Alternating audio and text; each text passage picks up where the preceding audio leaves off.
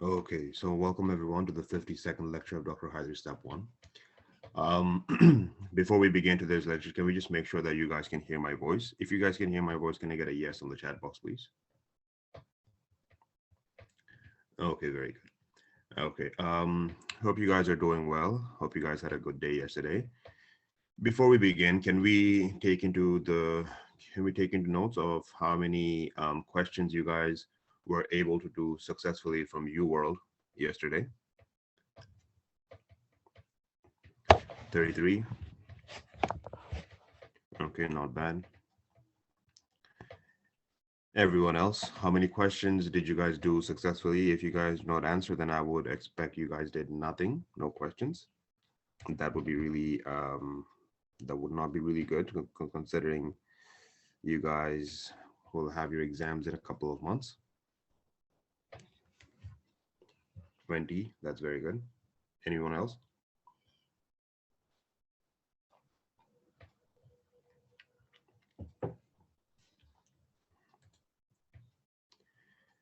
Anyone else? 20. Okay, not bad. Out of those 20 questions or 33 questions, how many questions did you guys get right? And were those questions a mixture of all the organ systems?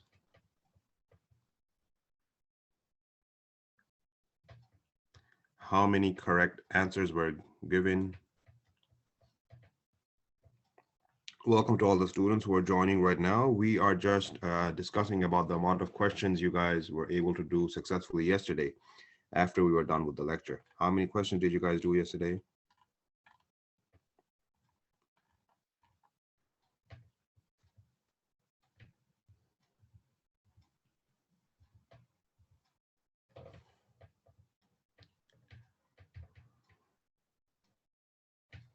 %80 correct in random. That is very, very good to know.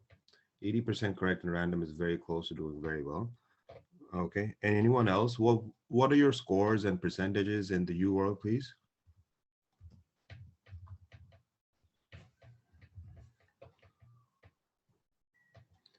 About 29. If you get 29 correct out of 33, that is exceptionally good. That is very, very good to know.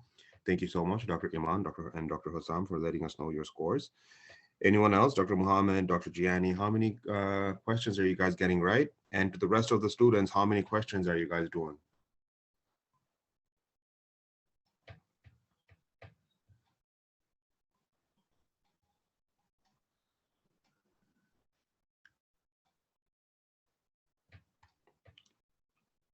%75% from Dr. Harry. Very good.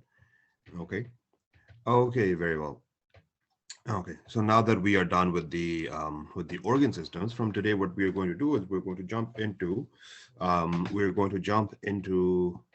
the basic science portion, and the first chapter is genetics and biochemistry, and that's what we're going to do. We're going to start with that one.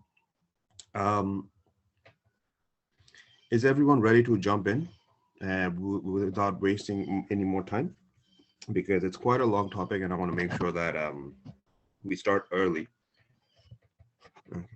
No problem. I just wanted to know how many questions you got right out of the 20 questions which you did, Dr. Muhammad.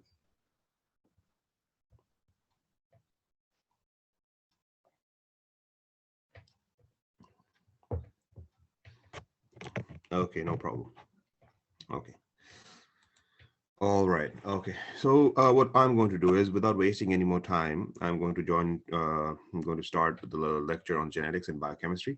Before we begin genetics and biochemistry, first and foremost, how complicated and intimidating is genetics and biochemistry? Anyone? Very, really hard. Okay. What if I were to tell you that genetics and biochemistry is not actually hard at all? It's all about practice. What do I mean by that? The fact that genetics and biochemistry, it's not hard, it's about practice. This means that if after doing first aid with us right now, if you don't do the UWorld questions from genetics and biochemistry, then you will forget the knowledge very, very fast, very fast.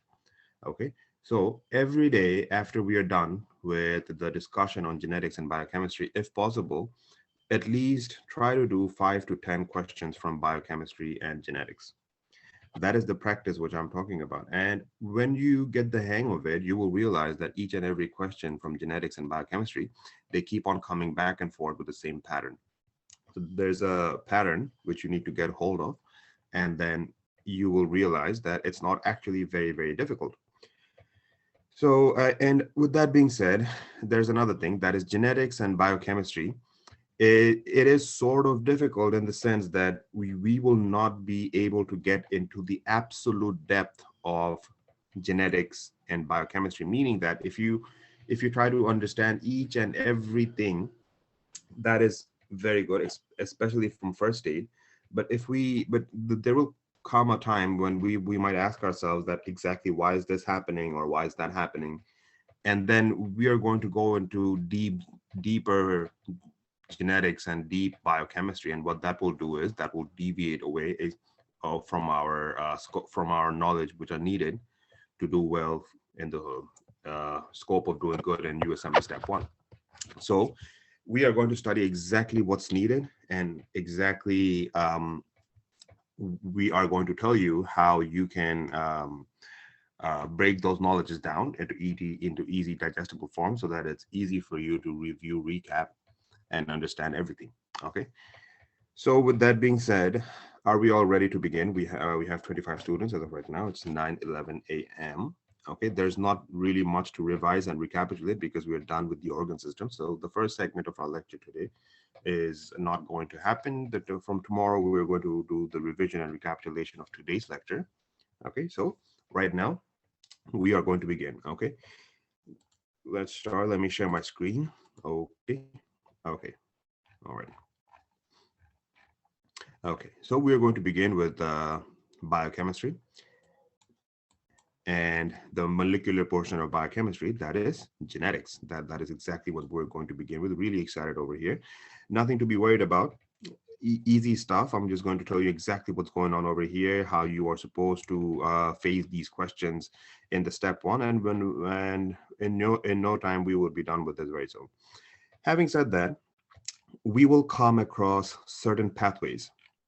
Okay, we will come across certain pathways, like we will come across the novo, pyrimidine, and purine pathways, and then purine salvage pathways. So for these pathways, what I need you to do is, when I would be drawing these pathways on a blank page, I need you to have a notebook or a piece of paper ready on the side. So when I am drawing something, I need you to draw the same thing.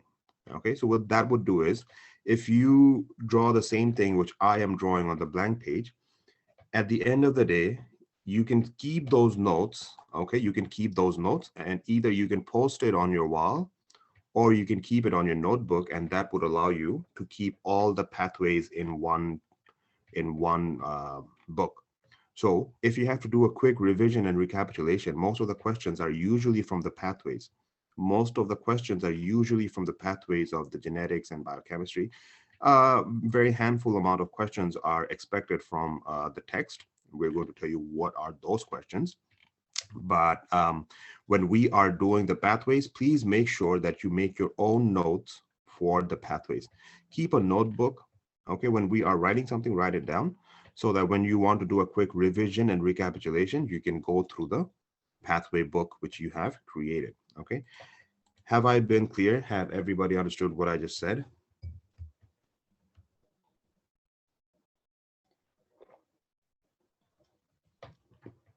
Okay, good, very good. Okay, so without further ado, let's begin today's lecture. First of all, the first thing that we're going to study today is the structure of chromatin. And before we jump into this, let's do a small introduction to genetics, and that's that. Genetics is basically the study of your genome and all the structures that are in it, right? So if this is basically a cell, right, and then this is the nucleus, then the nucleus is nucleolus, and then over there in the nucleolus, we have what we say is the genetic structure. We have the DNA, all right? We have the DNA. right? So DNA is basically deoxyribonucleic acid. It's a nucleic acid over there in the DNA. In the DNA, okay, in the DNA, what you have is you have small pieces of informations. You have very small pieces of informations, right? You have small pieces of informations in um, in the form of in the form of what we say is chromosomes or chromatins, right? And those chromosomes, they contain, they are filled with even minor informations. Okay, they are filled with even minor informations that are known as genes, right? That are known as genes.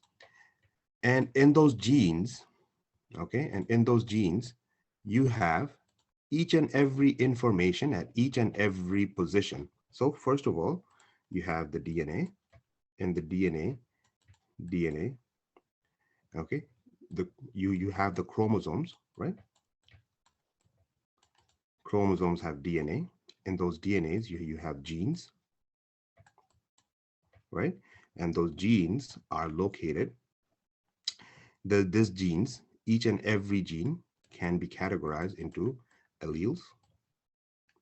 Those alleles are located at a single position of the gene, right? And those positions are known as locus.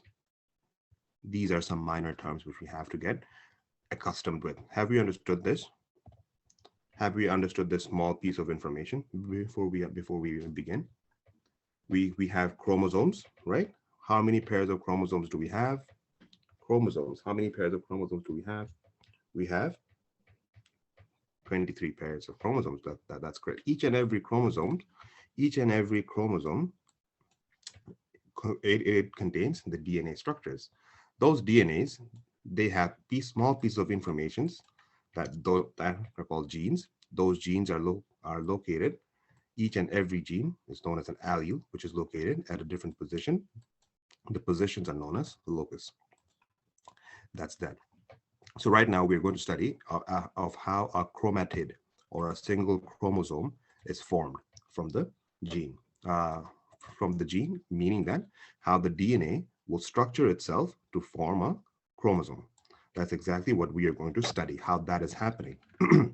And the reason why this is important is because clinically, we can use the activation or deactivation of chromosomes for different purposes. Okay, so clinically, it's important. That's why we have to study this. First of all, the structure of the chromatin. Chromatin is basically DNA. It exists in the condensed chromatin form to fit into the nucleus. So DNA is basically condensed because DNA is such a long piece of information. If it was not condensed into a smaller piece, it would not be able to fit inside the nucleus. So the DNA is condensed to form a small chromatin form to fit inside the nucleus. The DNA, as you can see over here, it loops twice around the histone. Histone is basically, it's nothing but a protein.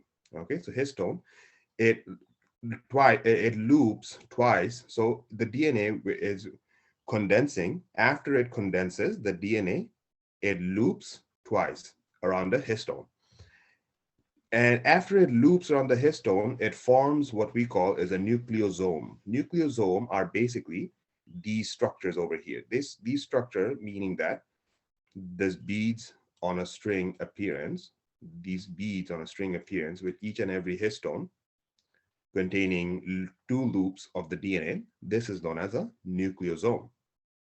Okay, then there are different types of histones. You have H1, H2A, H2B, H3, H4, right? So each and every one is a histone over here. H1, it binds to the nucleosome and to a linker DNA and thereby it stabilizes the chromatin fiber. So basically, the H1 will bind to the nucleosome and it will bind to the linker DNA. It will bind to one nucleosome and then it will bind to the another portion of the DNA, and then it will stabilize the chromatin fiber over here.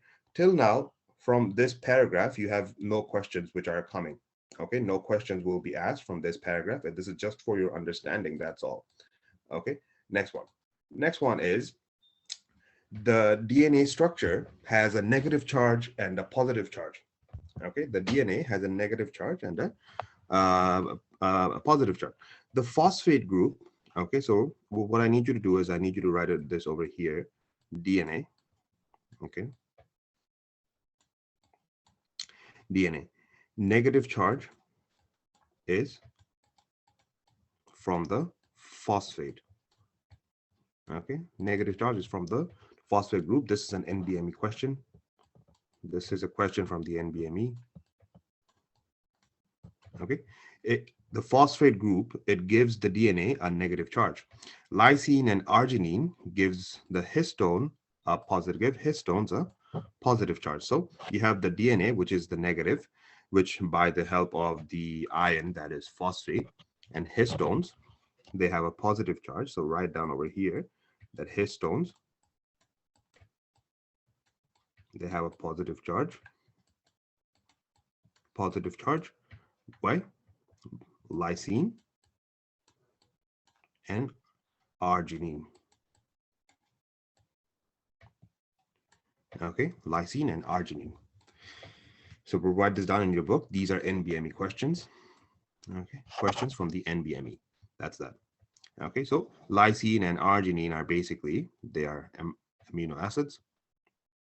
Okay, they have a positive charge, and the DNA, they're given a negative charge by the phosphate, and that's that. In mitosis, the DNA will condense to form a chromosome, and the DNA in histone synthesis, it occurs during the S phase. This is also a question. This is a question. At which phase of the DNA cycle does DNA, at which phase of the mitotic cycle does the DNA in histone synthesis occurs? And it's at the S phase. And we have talked about this before, that in the S phase, you have the DNA which condenses, and then you have the structures which are getting ready to separate, right? So at the S phase, the DNA and the histone the DNA and histone synthesis will occur at the S phase. Okay, next one. Next one is the mitochondria. They have their own DNA, which is circular, and it does not utilize the histone. The fact that mitochondria has a circular DNA, give this 5 stars. Okay. Next time you receive a question on NBME that which organelle has a circular DNA, your answer is mitochondria. Circular DNA is mitochondria. So mitochondria has a circular DNA and it does not utilize histones, meaning that the DNA in the mitochondria, it does not need the histones to compact the structure into a chromatin form. It can just compact by itself because the DNA is a circular DNA. Okay. So far, have we understood all the questions which will be received from this paragraph? Have we understood all the questions that will be received from this paragraph? Okay. Okay. Okay. So DNA, the positive charge of the histones, which amino acids are responsible for the positive charge of the histone? Which amino acids are responsible for the positive charge? Yes, very good. It's lysine and arginine. Which ion is responsible for the negative charge of the DNA?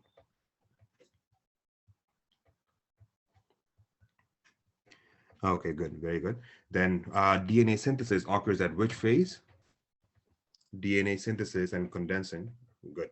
Which organelle has a circular DNA and does not contain any histone?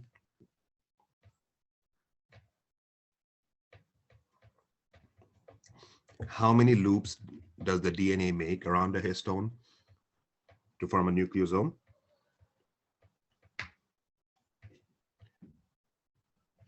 Okay. Okay, good. Very good. Okay. All right.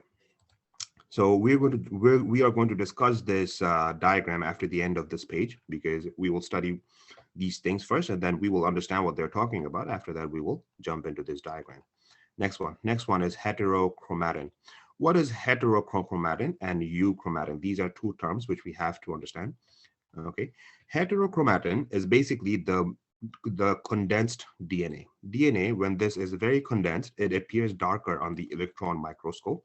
As you can see that over here, it is labeled H. This H is the condensed DNA. This extremely condensed DNA is known as heterochromatin, and it's sterically inaccessible, meaning that this heterochromatin is basically inactive, meaning that if you try to if the genes in the DNA they decide to form a protein, okay, for example, go through the process of transcription and translation and then form a protein structure, this will not happen because heterochromatin are inaccessible.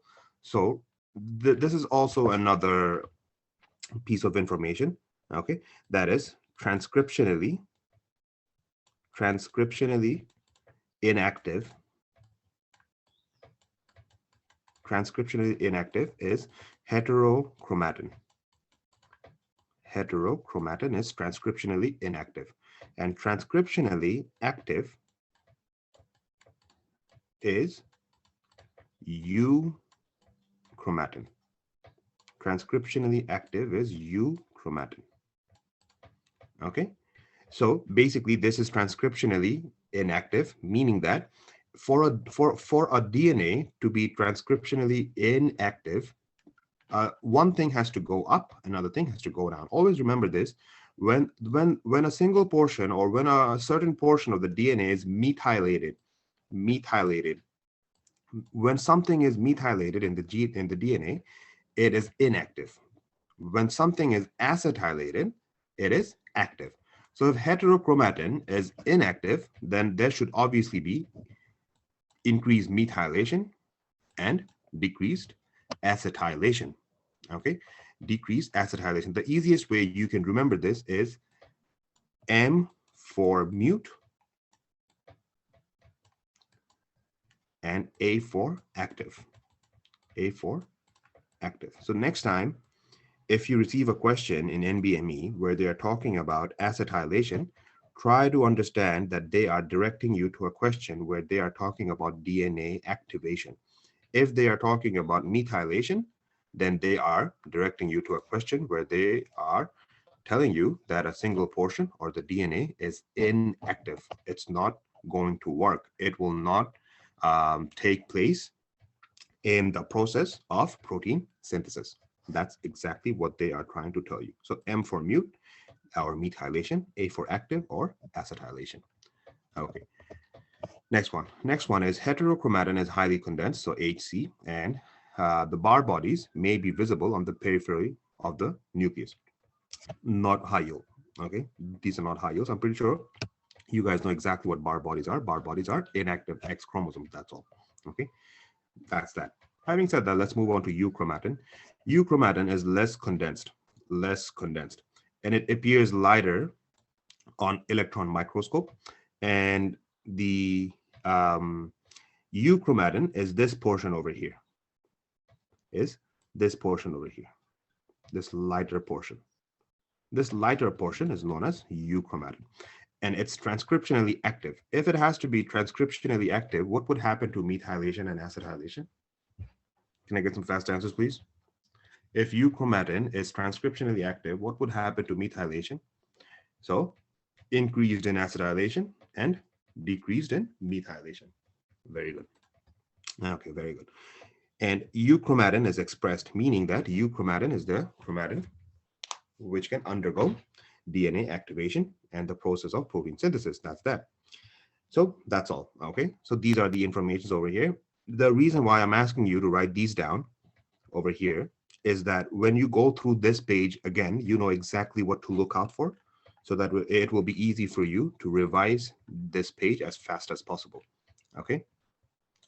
Do you guys see a lot of students on USMLE Step 1 preparation forum who keeps on telling everyone that who wants to revise first aid with me in 1 week, or who wants to revise? Is there anyone who is there who wants to revise? Have you ever wondered how that's possible? How they do this? That's because they have pre-read the first aid, and they write down small pieces of information that exactly which they go through, right? And that's exactly what we are doing right now. So we are writing the small pieces of information over here on the pages, so that next time when we go through them, it will be faster for us to finish the first aid. Okay, that's that. Next one. Next one is DNA methylation. DNA methylation, it changes the expression of a DNA segment without changing the sequence. So basically, DNA methylation is you add a methyl group. The methylation is it's usually within the gene promoters. Gene promoters are basically known as CPG islands. CPG islands, the word CPG, are promoter regions within the gene. So the genes, they have a promoter, meaning that if something goes and binds to that portion of the gene, then genetic promotion will happen, meaning that there will be the process of protein synthesis can begin, very simply put.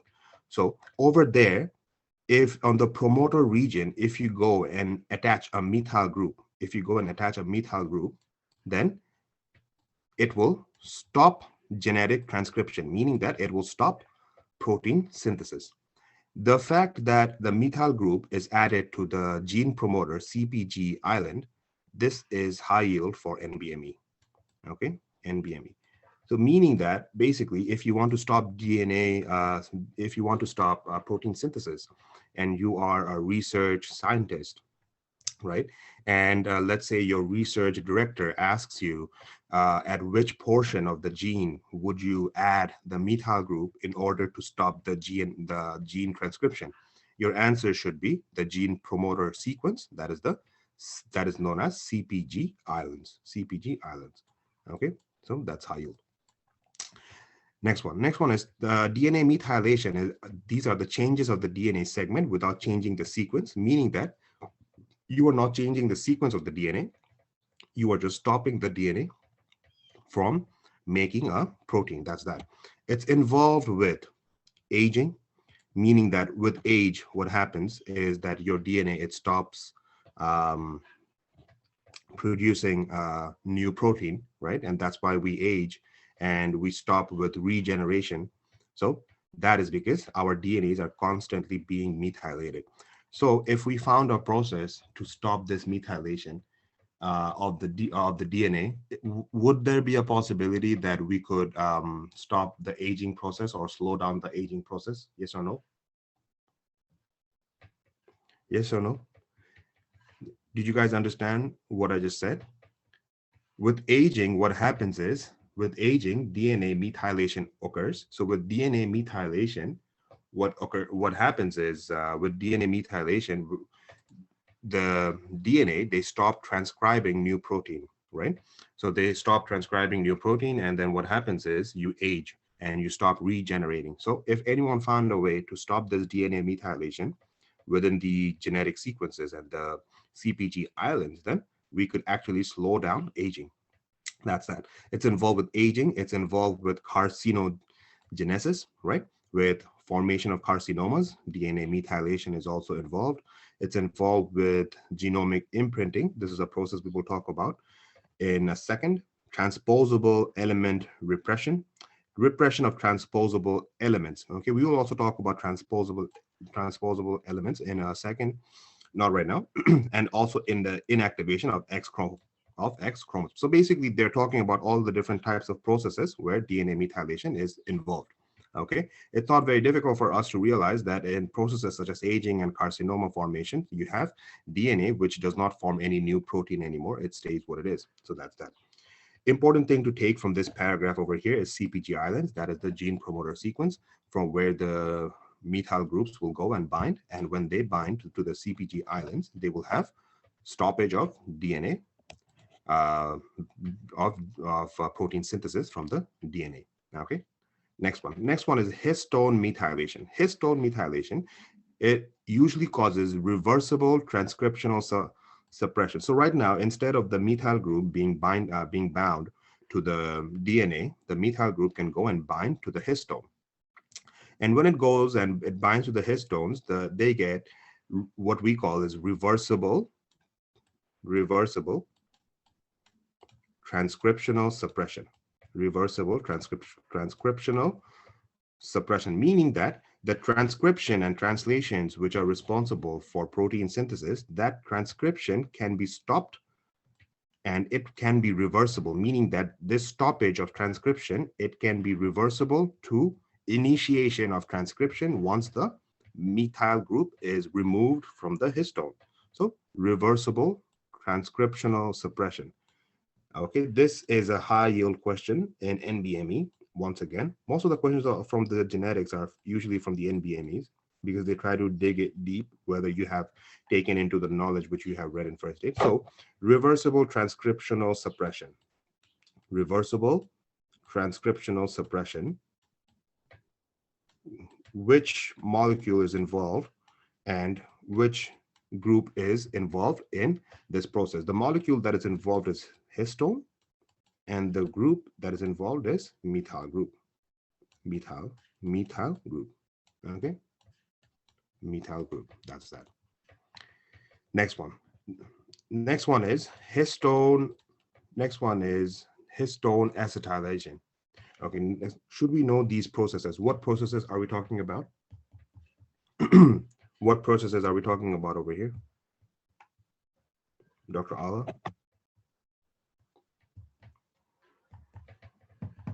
No. No, you should not know these processes. Okay. These are not high yield. These are beyond the scope of step one. Okay. Okay, all right. So reversible transcriptional suppression that occurs because of histone methylation. Okay. Next one is histone acetylation. Histone acetylation, basically acetylation is A for active, A for acetylation. Histone acetylation will make the DNA active. And how do we acetylate? Basically, histone acetylation is the removal of histone's positive charge. Histone's positive charge. What were the amino acids that was required for giving the histone the positive charge? The positive charge of the histone? Do you guys remember the name? It was lysine and arginine. Right now, if we remove lysine and arginine, if we remove the lysine and arginine, that will remove the histone's positive charge.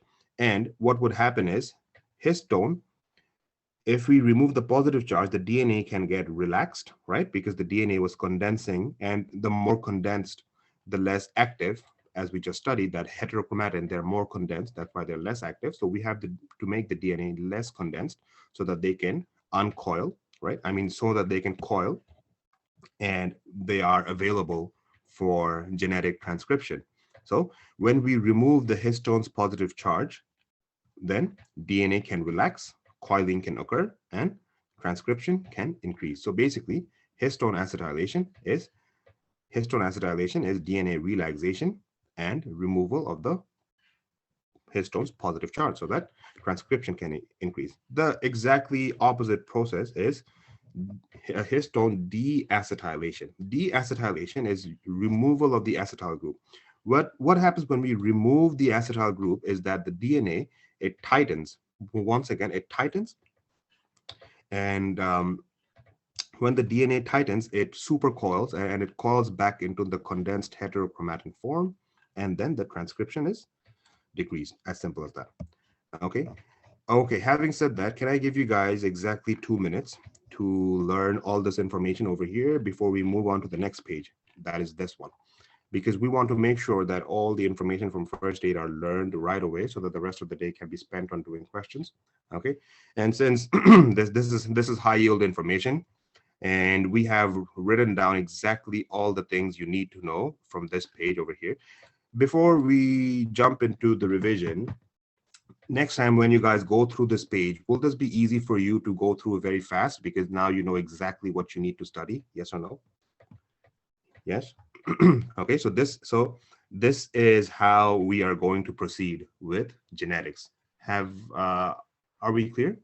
This is exactly how we are going to proceed with genetics so that next time when you come across a page, you know exactly what you need to go through. Okay, so that's that.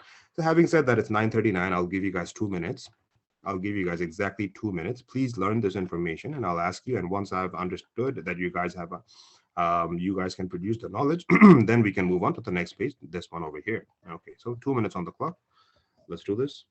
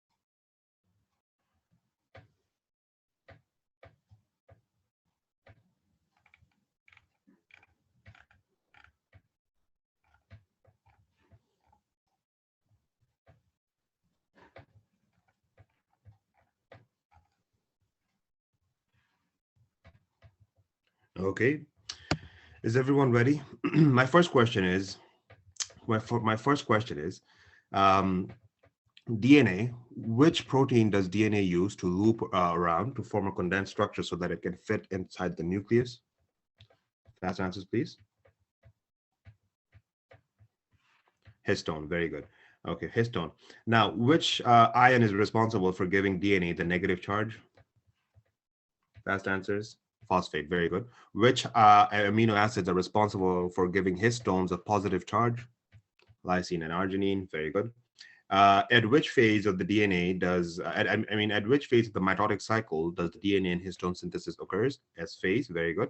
Which organelle has a circular DNA and does not use a histone to form a condensed structure? Very good, mitochondria. Which type of chromatin is stereotactically inaccessible and inactive? Heterochromatin or euchromatin? Very good.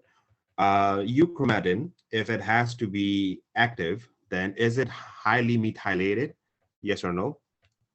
No. Is it highly acetylated? Yes, yes or no? Yes, okay. Histone methylation, DNA methylation. Can you guys tell me the name at which region does DNA methylation occurs? CPG island promoters. Very good. Next one. Next one is histone methylation. Is it if we methylate the histone, does that mean that the transcription is stopped indefinitely? No, it's reversible transcriptional suppression. If we add a histone to, if we acetylate a histone, are we removing the negative charge or are we removing the positive charge? The positive charge of the histone. Okay. What happens to the DNA coiling when we add, or what happens to the DNA coiling when we remove an acetyl group? When we remove an acetyl group, tightens. Very good. Tightening. Okay, good. And there's one last thing which you guys have to realize from this one over here. Okay, so very good. You guys could answer most of these questions correctly. Okay, next one. The thing that you have to understand, and there's another piece of question which is hiding in this diagram over here, is that the nucleosome, it consists of H2A, 2B, H3, and H4 histone. Okay, this is high yield. So out of all the histones, H234 is responsible for the nucleosome. So this is another question from the NBME. That's that. Okay. Okay. And H1 is the linker. H1 is the linker molecule.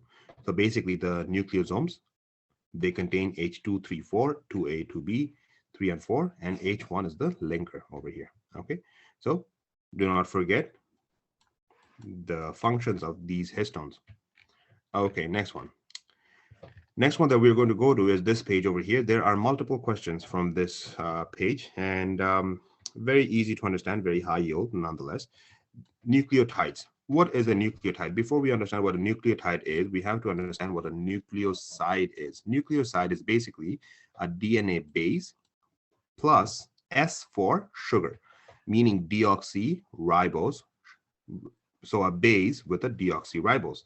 So deoxyribose is the sugar portion over here. So if we try to see the structure of a nucleoside, okay, the structure of a nucleoside, this one over here, okay, so you have this structure, that is this one, that this is the base, okay, that this is the basic structure, and this, then you have the deoxyribose sugar portion. You have the deoxyribose sugar. Deoxy meaning two hydroxyl groups attached. So deoxyribose sugar over here. Okay. Are we clear about the nucleoside structure? Not high yield. This is just for your understanding. Okay. So base plus sugar is nucleoside. That's what I wanted to come across. That base plus sugar is nucleoside. Next one is base plus sugar plus phosphate is nucleotide. So T for phosphate, S for sugar.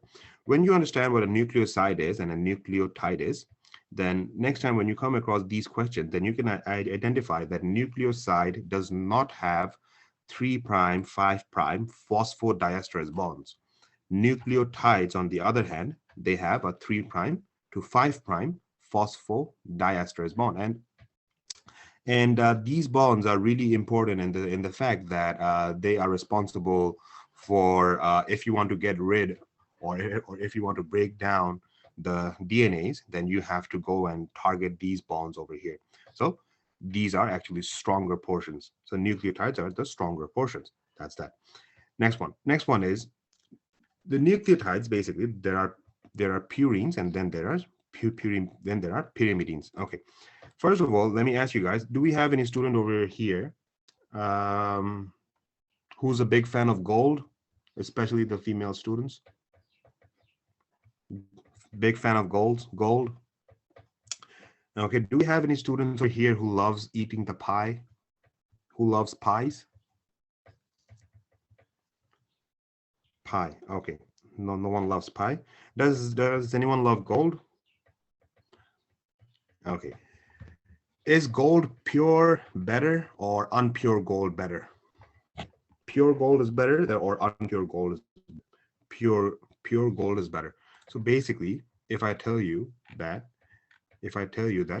pure, the reason why I am also writing this, first aid also has this mnemonic, but I'm also doing this because this will help you. Okay, pure as gold.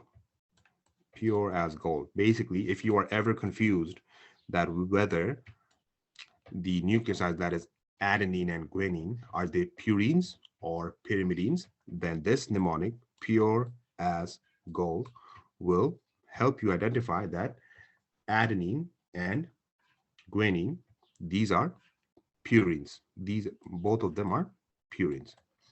And next one is, I asked whether you guys love having the pies. Some of you guys said yes, some of you guys said no, but nonetheless, if you have to have the pie, you have to cut the pie. Cut, C-U-T. Cut the pie. Okay, cut the pie.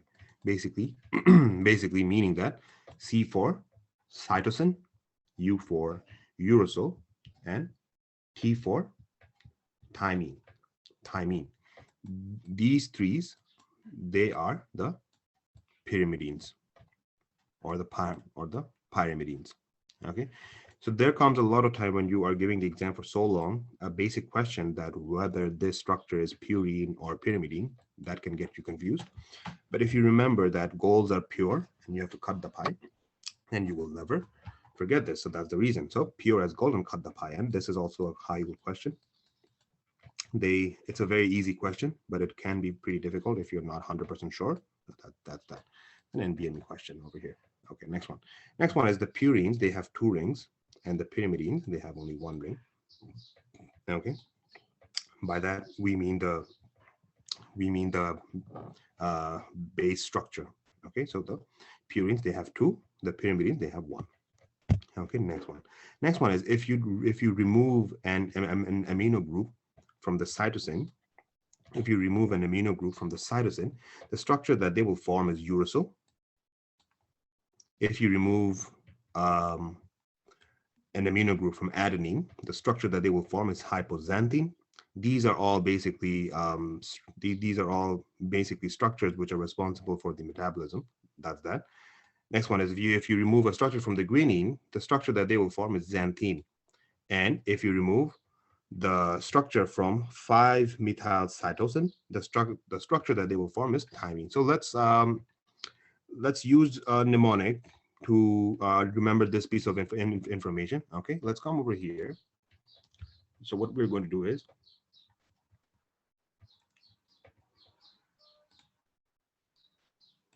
okay, next one. So what we're going to do is, okay, is you cycle, then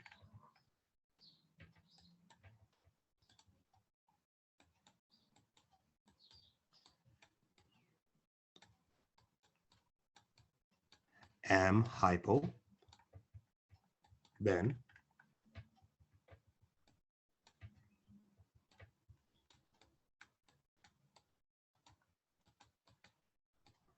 Good Christmas, and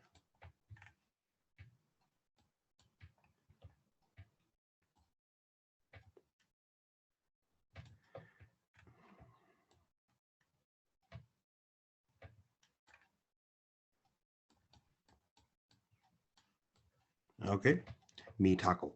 Okay, you cycle for the fact that cytosine, it is converted to uracil, am hypo for adenine to hypoxanthine. Good Christmas for guanine to xanthine, and metaco for methylcytosine to thymine.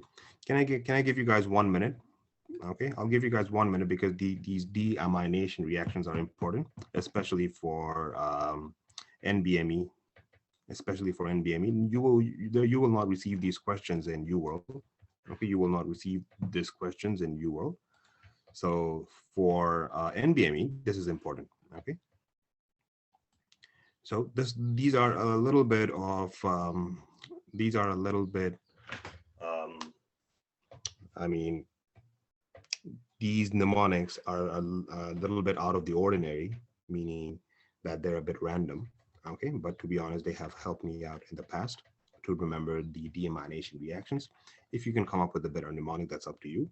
But if not, then you can use our mnemonic. But no matter what you do, please try to remember the deamination reactions, meaning that if you remove the amino group from cytosine, structure you're going to end up with is uracil. If you remove a structure from the adenine, the structure you will end up with is hypoxanthine. Same thing, from guanine comes xanthine, and from methylcytosine comes thymine. That's that.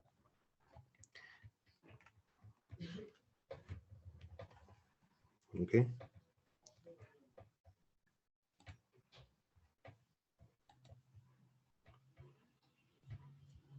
NBMA is more close to the real exam. I always believe that UWorld self-assessment 2 is the closest to the real exam. NBMEs are extremely difficult. To be honest, they're more difficult than the real exam. We think that the UWorld is the closest to the real exam as possible, especially the score you will receive in UWorld self-assessment 2 is very, very close to the score you will receive in your actual exam. So we ask our students to take the UWorld self-assessment 2 at the final weeks of their exam, okay? So such things won't come in exam. They might come in the exam, you never know, since they are there in the NBME, okay? Questions in NBME, they're made by the examiners, or they are added in the NBMEs from past questions. So what we know is that this is high yield because there are reasons why you need to understand this, because in the future, you will have pharma, which will be linked up to this knowledge, okay?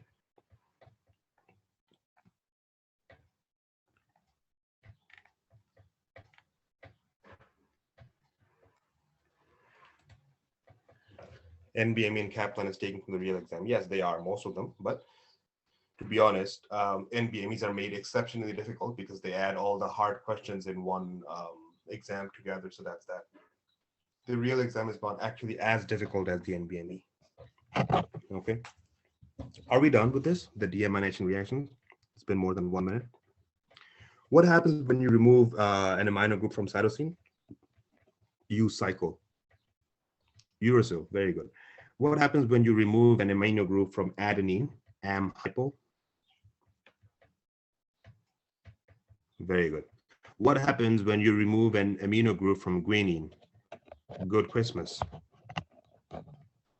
Very good. What happens when you remove an amino group from methylcytosine? Metaco. Very good. Timing. Okay. So it will be a little bit difficult to remember this because the mnemonics are a bit random, but hopefully you guys do, because you guys will need this. Okay. Next.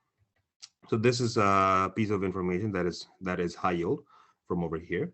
Then the next one is Then the next one is the 5' end of incoming nucleotide, they bear the triphosphate, which is the energy source of the bond. We will talk about the 5' and the 3' in the DNA replication. So that's that. But when we do, we will talk about the triphosphate group and the triphosphate bond. And the phosphate bond, the triphosphate bond is a very strong bond between the DNAs. That's that.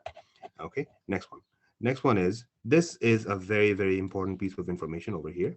That is, out of all the bonds, CG bonds, meaning that the bonds that is formed between cytosine and guanine, they are stronger than the AT bonds. That is the bond that is formed between adenine and thymine. You know, like how we keep on saying AT, C, G. And what happens is, basically, if you have a DNA structure like this, right? You have a DNA structure like this. Okay, what's happening over here is that you have A, T, right? And then you have C, G. And this keeps on continuing throughout the whole cycle. A, T, C, G, A, T, C, G. And that's exactly what's going over here, that you have these bonds. Out of these bonds, the bonds that is formed between C and G, meaning that the bonds that is formed between cytosine and guanine, they are way stronger than the bond that is formed between adenine and thymine, because there's 3 H bonds for CG and 2 H bonds for AT. And this is very, very high yield. So what happens is, if you want to break down the bonds of the DNA, you have to target the CG bonds. An increase in CG content, meaning that the amount of cytosine and guanine there are, the stronger the bond is, and the higher the melting temperature of the DNA. So CG is basically like crazy glue. Okay, this is a very helpful piece of information over here, that crazy glue. Crazy glue. This is very, very high yield. 100% you guys will receive this question in NBME, no doubt. Okay, so that's that. This is also another piece of information. Please, if needed, write down CG bonds. CG bonds are more stronger. Okay, CG bonds are stronger than AT bonds. Amino acids, which are necessary for purine synthesis. If you want to synthesize a purine, the amino acids that are necessary is glycine, aspartate, and glutamine. And we will talk about this in 1 second when we jump into the de novo pyrimidine and purine synthesis. And over there, we will see that the amino acids which we are using for the synthesis of purines and pyrimidines are these 3: glycine, aspartate, and glutamine. So basically GAG. This is also high yield. Okay, this is also high yield. So once again, 1 minute on the clock, it's 9:59. Okay, please learn all these pieces of information over here. Once we have figured everything out, we will move on to the next page. Okay, 1 minute on the clock. Do you guys realize exactly what you need to study from this page? Are we all clear about this page? The reason why I'm asking is because I will make sure each and every page is mastered. Okay, next time we come across this page, how long will it take for you guys to review this? 1 minute, 2 minutes, right? Am I correct? Okay, very good. Okay, so you have exactly 1 minute. Please review this information over here so that we can move on to the next page. Okay.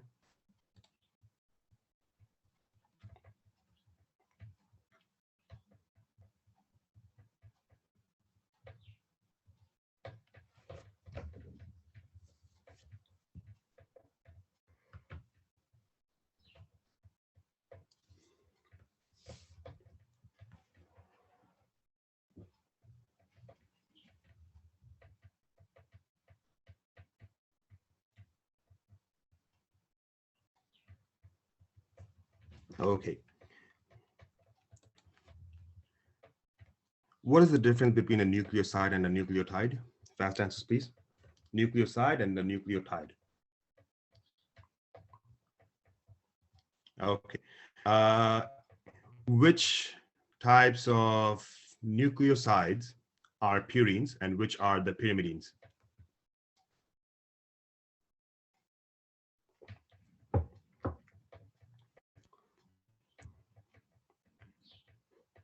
Pure as gold, and the rest are pyrimidines. Very good. Which bonds are stronger, AT bonds or CG bonds? Which amino acids are responsible for the formation of purine synthesis? For purine synthesis, glycine, aspartate, and glutamate. Very good. When you remove an amino group from the adenine, what structure does it provide? Hypoxanthine. When you remove an amino group from guanine, what structure does it provide? When you remove an amino group from 5-methylcytosine, what structure does it provide? Thymine. Okay, good, very good. And okay, okay. I guess that's that. No other questions. Okay, all right. Let's move on to the next page over here. That is de novo pyrimidine and purine synthesis. Okay, right now, I'm not sure if the students who have joined later have heard what I planned for for the um, for these tables over here. Is that what I need you guys to do is I need you guys to have a blank page on the side or a notebook on the side. So when I write a structure, I need you guys to write the structure so that when we are writing it, you are writing it, and already you guys will know exactly, because when you write something, it's almost as if you have read it 5 to 10 times, right? So, and what this will do is you guys will have made, by the end of the lecture, you guys will have a notebook which will only contains all these tables over here, right? So this will allow you to review the biochemistry very fast. So that's what I want you guys to do. So without further ado, let's jump into the de novo pyrimidine and purine synthesis. Okay, it's a bit difficult, or that's how it looks like, but after the end of this lecture, hopefully this gets very easy, and you will receive a lot of questions from de novo purine and pyrimidine synthesis. What do we mean by the word de novo? De novo, the word means that you are producing the purines and pyrimidines within the by yourself, by using the structures that are already present in your system. That's the word. That is the word for which, that is the concept for which the word de novo is used. So first of all, we will talk about purines and pyrimidine synthesis. We know that the purines are adenine and guanine, and cytosine, uracil, and thymine. These are the pyrimidines. So that's that. Okay, so basically the first structure that is required for the formation. Okay, first of all, before I begin, is everyone ready with their notebook and their pen and paper so that we can begin? Is everyone ready? Okay, okay, good, very good.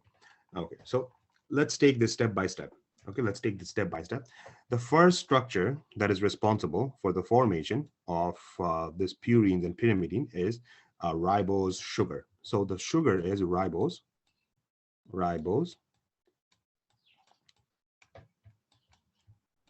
5-phosphate. The sugar is ribose 5-phosphate. Ribose 5-phosphate, this sugar that is already present in your system, this gets converted into a very high yield structure that is known as phosphoribosal pyrophosphate, or PRPP.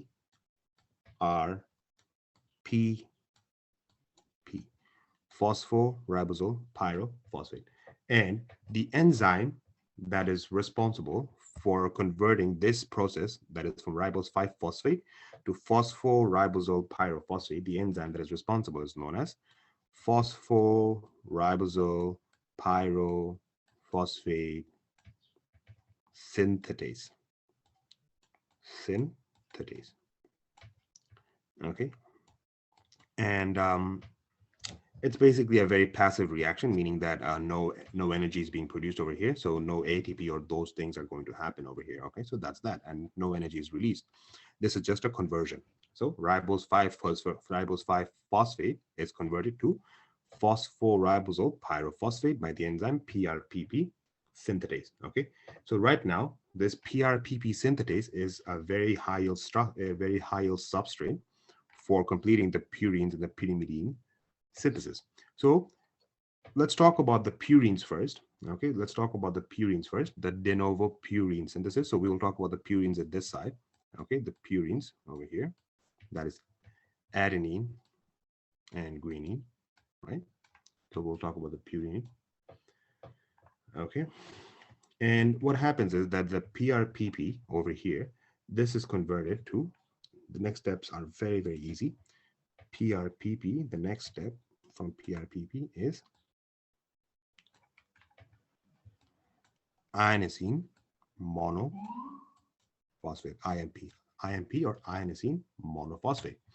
And from this ionosine monophosphate, what you have is you have your adenine and guanine in the form of AMP or adenosine monophosphate and GMP or guanosine monophosphate. And this is your purine pathway. We're done 1 out of 2. Easy to understand, yes or no? Ribose 5-phosphate is converted to PRPP by PRPP synthetase. PRPP is converted to IMP. IMP is converted to AMP and GMP. Very easy, right?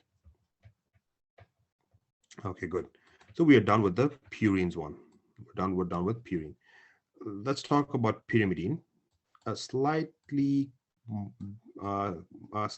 bit more complex than purines, but equally easier. Okay, very easy to be honest. Pyrimidines. Pyrimidines, okay, the pyrimidines over here, the first step of pyrimidine is basically you have the amino acid. Okay, you have the amino acid, that is glutamine. What happens is, this is very easy once you get the processes right. Basically, glutamine is converted with the help of carbon dioxide. Carbon dioxide,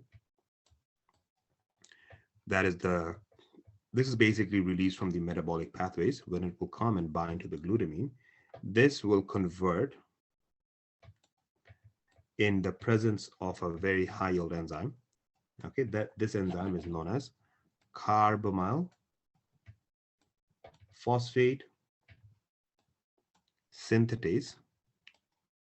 And the last word I'm going to use is 2, and I'm going to use a different one, that is carbamyl phosphate synthetase 2. Okay, focus on the 2. Don't forget the 2 over here. Okay, it's not 1, it's 2. Carbamyl phosphate synthetase 2. And glutamine and carbon dioxide in the presence of carbamyl phosphate synthetase 2 will form carbamyl phosphate. Very easy to understand. So glutamine will bind with carbon dioxide to form carbamyl phosphate. Okay, carbamyl phosphate. This carbamyl phosphate that is formed, carbamyl phosphate that is this form, this is not basically a conversion. This is a reaction. Meaning what happens over here is that over here you require ATP. Over here ATP is required, meaning that it's not a passive reaction. You need the active supply of energy to make this conversion to occur properly. So the energy that is required over here is you require 2 ATPs. You require 2 ATP. This ATP is broken down to ADP, and obviously a phosphate group is released, right? Or else how will you realize the energy is gone? So 2 ATP plus phosphate plus this glutamine is also released in the form of glutamate. Glutamate. Okay, glutamate. Okay. Now, so this is the first complex reaction. Over here, if you can do this reaction, the rest of the ones are very, very easy. Then the next one is, do you guys remember we talked about glycine, aspartate, and glutamate? This is the first part where glutamate was used. Okay, glutamine was used. And now the carbamyl phosphate, the next one is the carbamyl phosphate. This is converted to another high yield structure, that is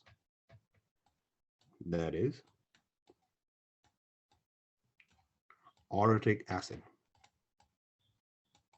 or orotic acid. Orotic acid, the fact that carbamyl phosphate is converted to orotic acid, this is done in the presence of another amino acid. Out of those 3, that is glycine, aspartate, and glutamate, The amino acid that is used for this one is aspartate.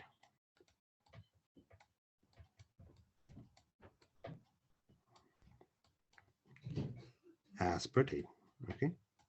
So an acid is used to form another acid. Amino acid binds with carbonyl phosphate to form orotic acid.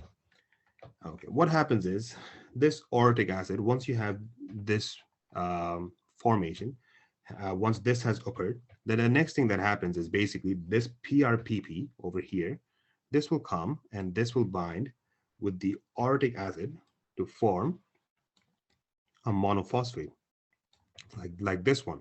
The only difference is the monophosphate over here is called UMP. UMP. And UMP is basically this is formed in the presence of UMP synthase. UMP synthase. Okay, now UMP synthase, this monophosphate is converted to diphosphate. So UMP gets converted to UDP and UDP.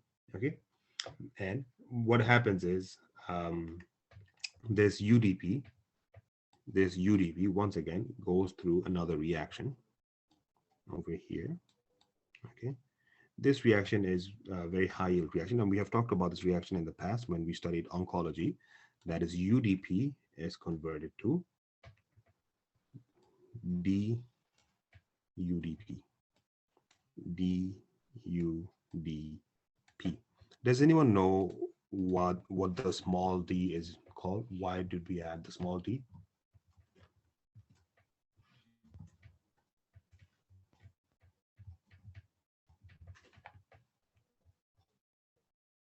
Anyone?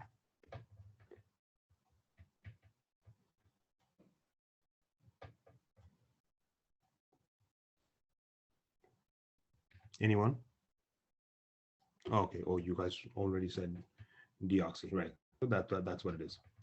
So basically, DUDP is a pyrimidine 2' deoxyribonucleotide 5' diphosphate, meaning that it's a deoxy uridine, deoxy. So that's that.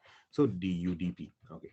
So from DUDP, so from UMP you have UDP, from UDP you have DUDP, and the next structure that forms from DUDP is DUMP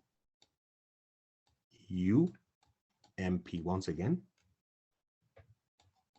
right? And from DUMP, what you have is you have DTMP. DTMP. Now, the process of DUMP being converted to DTMP, okay, DTMP, this occurs in the presence of a reaction, that is tetrahydrofolate is converted to dihydrofolate,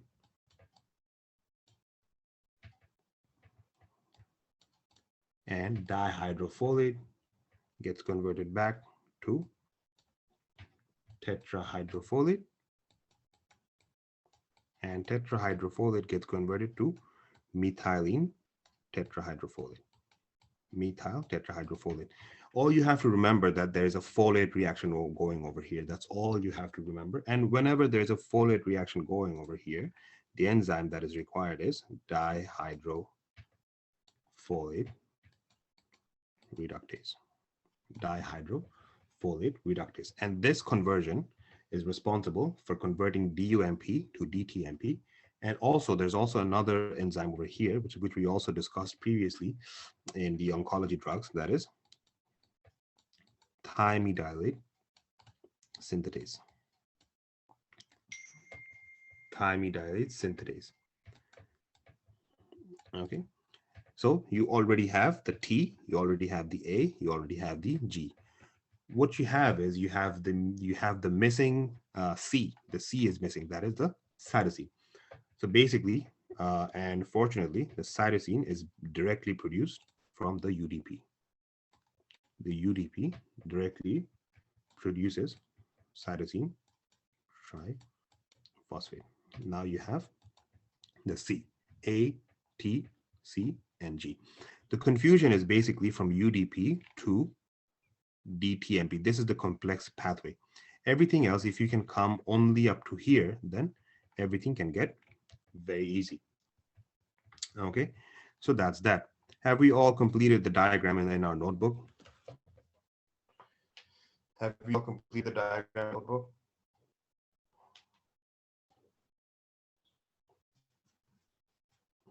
Okay, I saw one student who wrote, what about uracil? Uracil is basically needed for RNA, right? And ATCG, these are basically needed for the purines and pyrimidines of DNA. And if we needed uracil, then uracil, it usually comes from where? Can anyone tell me where uracil comes from? Uracil, where does uracil come from? Where? Very good. What happens? How do you convert cytosine to uracil? Very good, D-amino reaction. Now you guys are thinking. Exactly. So when the cytosine is formed, it's deaminated to form the uracil. Are we clear? Okay. Did we complete the diagram? Did we complete this diagram in our notebook?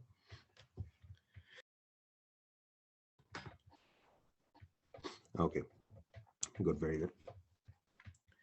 Okay, okay. So can I give you guys 2 minutes?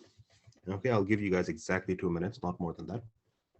Read the diagram once again, and then we will talk about if we have understood the diagram. Can I see the screen again? Okay, of course you can. Let me break it down once again. Ribose 5-phosphate in the presence of PRPP synthetase, that is phosphoribosal pyrophosphate, will form phosphoribosal pyrophosphate. This is phosphoribosal pyrophosphate synthetase, will form PRPP. PRPP, let's choose the easiest route first. That is from phosphoribosal pyrophosphate. You have the direct conversion to ionosine monophosphate. From ionosine monophosphate, you have AMP and GMP. Purine pathway is very easy. Then comes a more complex pathway, that is the pyrimidine pathway. Over here, you have the glutamine, which converts to carbamyl phosphate in the presence of carbamyl phosphate synthetase 2. This 2 is important because it converts the carbon dioxide with glutamine to form CP. And over here, don't forget that this is not a passive reaction, so energy is required. ADP is broken down to form ADP and PI, and a glutamate is released. So after that, we have the carbamyl phosphate in the presence of aspartate. This forms orotic acid. This orotic acid will convert to UMP by binding with PRPP to form uracil monophosphate. And this UMP will convert to diphosphate, right? This diphosphate will be converted to deoxy UDP in the presence of deoxy UDP in the presence of ribonucleotide reductase. I think I forgot to mention this one. Okay, in the presence of ribo UDP will be converted to DUDP in the presence of ribonucleotide reductase. Ribonucleotide reductase. This is also another oncological drug which works over here, which we talked about this in oncology. We'll talk about it once again. DUDP is converted to DUMP. DUMP is converted to DTMP in the presence of thymidylate synthase and a methylation reaction. Okay, so that's that. Okay, can I give you guys how long? 2 minutes? Okay, 2 minutes on the clock.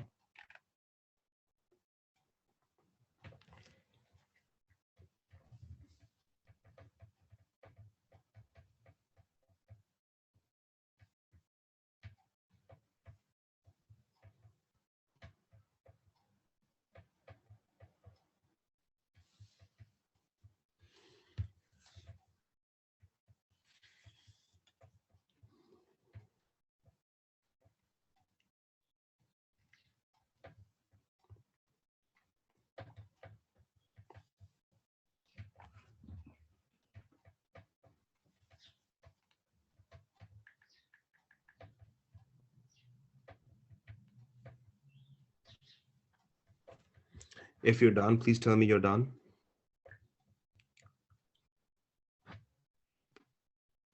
If you're done, please let me know you're done so that I know that you guys are ready.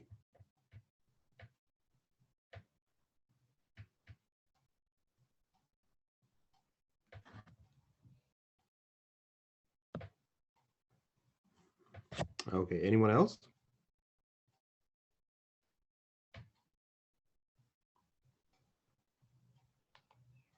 Okay, very good.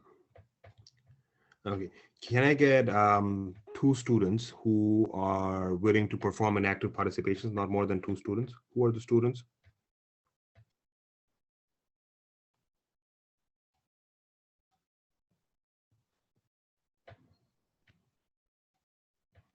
Okay.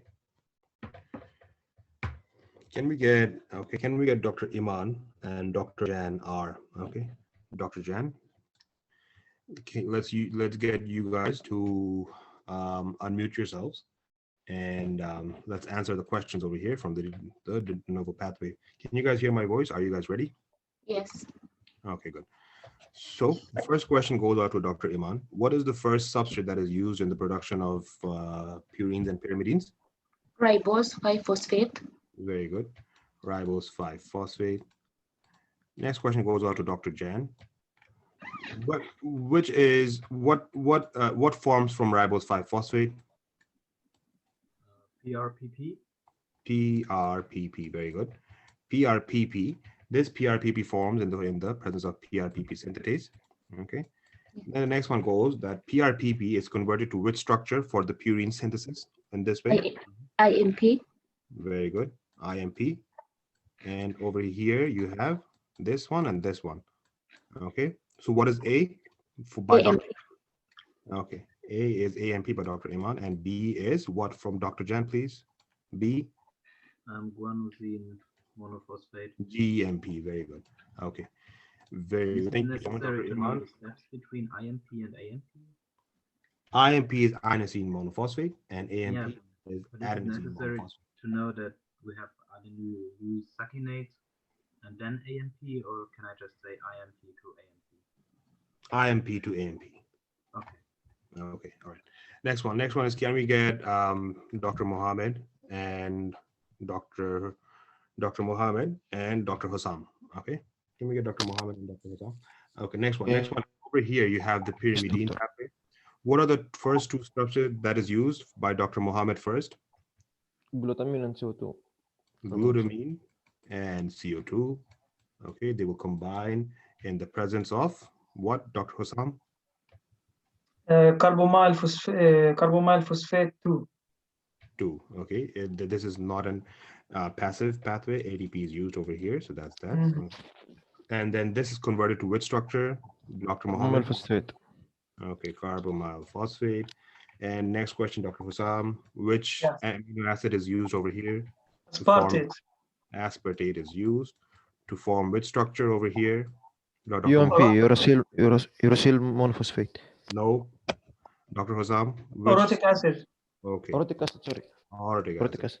Okay, orotic acid will bind with PRPP to form which structure, Dr. Mohammed? No, UMP. Which will form UMP. Very good. Next question, Dr. Dr. Hussam. UMP will be used to form which one? UDB. In the presence of? In the presence of. UMP synthase. UMP? Okay. UMP synthase. Okay, thank you so much, Dr. Mohammed and Dr. Hussam. Can we get next one is Dr. Samra Hussain and Dr. Maheshwari. Okay, next one. Next one is UDP is converted to, first of all, Actually, doctor, UMP synthase from orotic Yeah. acid to UMP, not from UMP to UDP. right, my apologies, from like over here, exactly. UMP synthase. We missed out on enzyme. Okay, next one. Next one is from UDP. We have the formation of which structure by Dr. Samra Hussain, please? DUDP. Okay, good. And this occurs in the presence of ribonucleotide reductase. Okay, and which structures from DUDP, Dr. Maheshwari? DUMP. DUMP. Okay, from DUMP. Next one. Dr. DUTMP. DTMP. Yes. Okay, very good. Okay, can we get the next question directed from Dr. Karbasi, please? DTMP, this formation over here requires an enzyme. Which enzyme is used? Timidylate synthase. Imidylate synthase. Okay. Okay.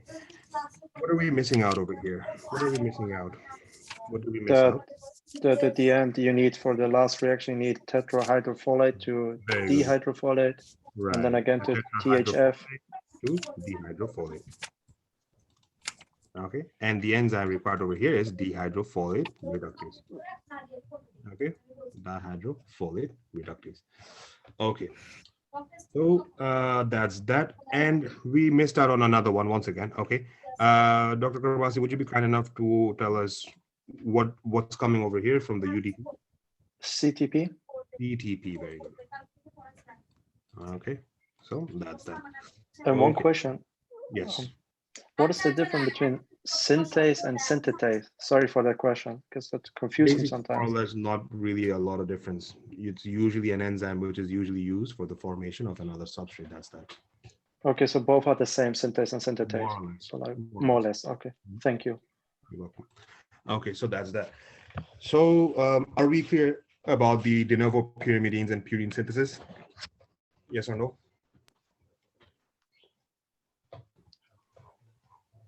Okay.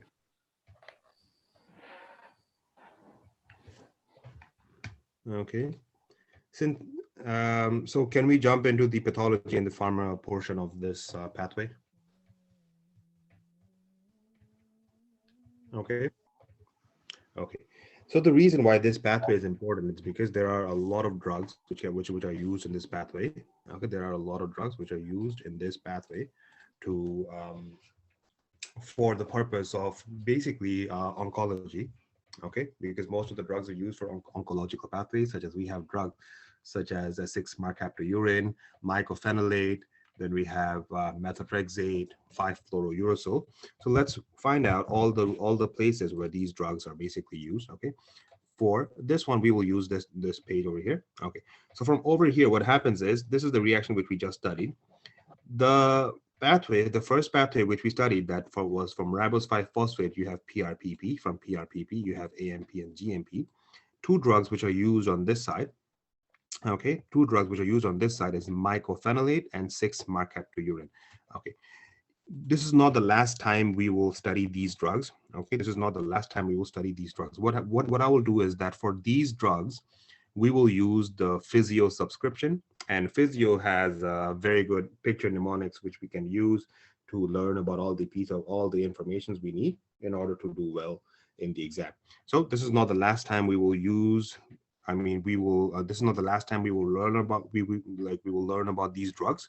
But what would happen is there are lots of there are a lot of informations about 6-mercaptolurine and mycophenolate which you need to know more. Okay, but just for now, let's get acquainted with the drug. That is the structure. IMP is formed from PRPP, from phosphoribosylpyrophosphate pyrophosphate. This pathway over here is inhibited by this drug, that is 6-mercaptolurine and azathioprine. And the pathway from IMP to GMP is inhibited by mycophenolate and ribavirin. Okay. Next one is from over here. The reason why I said that you have to focus on the word 2, carbamyl phosphate synthetase 2, is that we have 2 carbamyl phosphates reactions going on in our system. Number one is carbamyl phosphate synthase 1. Okay, this is used for the urea cycle. This is basically present in the mitochondria, and carbamyl phosphate synthase 2 is present in the cytosol. So the fact that carbamyl phosphate synthase 2 is present in the cytosol and carbamyl phosphate synthase 1 is present in the mitochondria, this is exceptionally high yield for UWorld and NBME both. Okay, so make sure that you guys don't forget this. 2 for cytosol, 1 for mitochondria. 1 is used as the I over here. That's that. Next one is the carbamyl phosphate is converted to orotic acid in the presence of aspartate, and the enzyme is used. The enzyme which is used is leflunomide. Leflunomide, what this enzyme does is this enzyme, it inhibits a very high yield enzyme, that is dihydroorotate dehydrogenase. This enzyme is basically not present over here. Okay, and leflunomide will inhibit this enzyme, and what this will do is leflunomide will prevent the formation of orotic acid, and as a result the carbonyl phosphate will stay as it is. So leflunomide will do that by preventing dihydroorotate dehydrogenase. And then the next one is 5-fluoro. I'm sorry. The next one is you have the orotic acid, which will bind with a PRPP. The PRPP with orotic acid in the presence of UMP synthetase will form UMP. This UMP synthetase, this can be deficient in a very high yield disease or pathology, which is known as orotic aciduria. In orotic aciduria, what you have is you have UMP synthetase. You have UMP synthase, which is deficient. When UMP synthase is deficient, this orotic acid, they cannot convert to UMP, and you have orotic aciduria. You have orotic aciduria. Where do you guys remember another reaction where we have orotic aciduria? Where do we get orotic aciduria? Any other reaction where we get orotic aciduria? Anyone, guys? Do you guys remember orotic aciduria? Where? Where do we get orotic aciduria?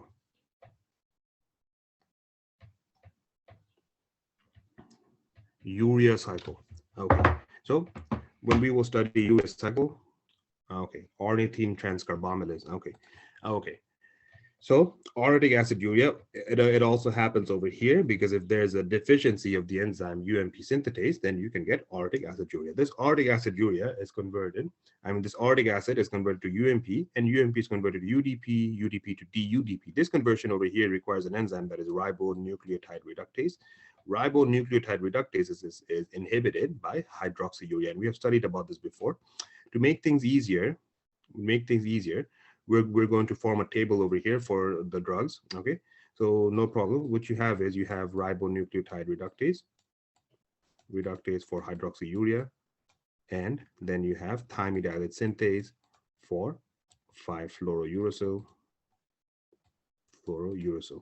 Okay, these are the, and then another one is dihydrofolate reductase, that is for methotrexate.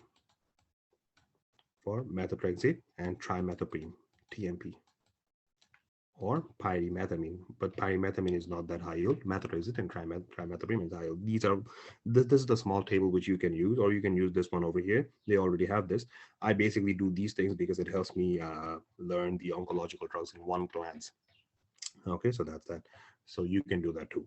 Then you have DUMP to DTMP occurs in the presence of thymidylate synthase, and thymidylate synthase can be inhibited by the drug that is 5-fluorouracil. And we all know that the drug 5-fluorouracil, it comes from which drug? Which drug breaks down to form 5-FU? 5-fluorouracil.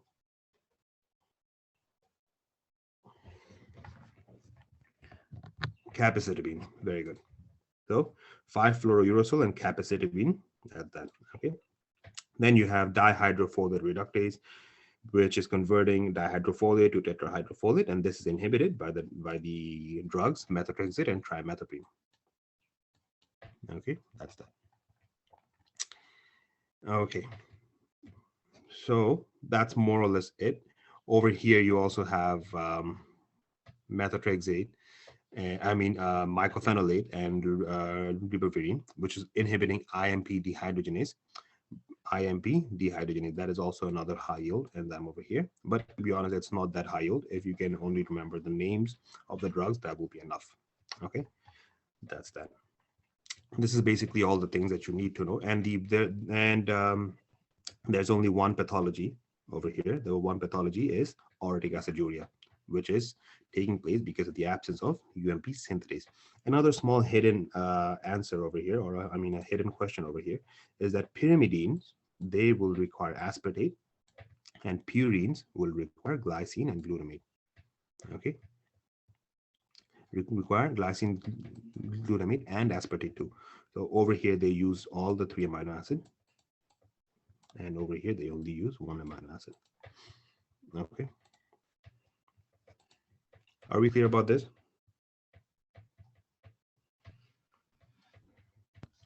How can we memorize all of this? You don't have to memorize these things right now, because when we study, that's what I said. Just learn to get acquainted with the names of the drugs.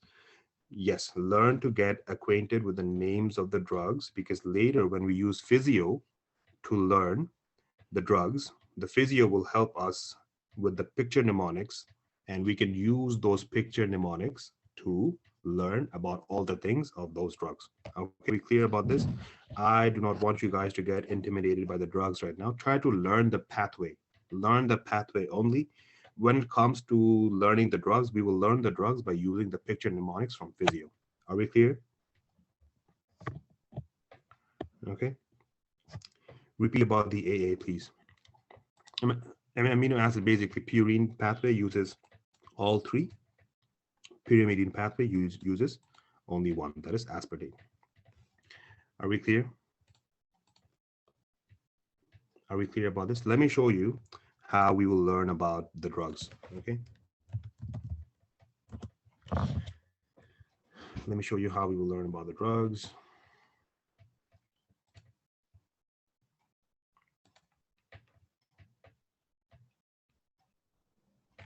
Okay, so what you have over here are the drugs which are used. Okay, 1 second.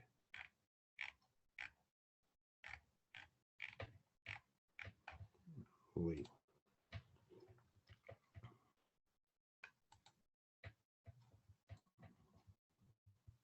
Over here, you have the picture mnemonics for the drugs. That is, let's see where they are. There we go. So, for example, we just learned about mycophenolate and ribavirin, how mycophenolate is used for it, the fact that it prevents the conversion of IMP to GMP by inhibiting inosine monophosphate dehydrogenase. So this picture mnemonic over here, mycophenolate, this picture mnemonic, this will help us identify all the informations we need to learn about mycophenolate. For example, myphenyl seeds for mycophenolate, and then you guys know exactly how this works. So are we clear about how we will learn the drugs? Yes or no? Yes. Okay. Okay, so we are there, then we will learn about the drugs. So do we have anything to be worried about? No, we have nothing to be worried about. You do not have to learn the drugs right now. Learn the pathway first. Okay. Okay, can we move on to the next page?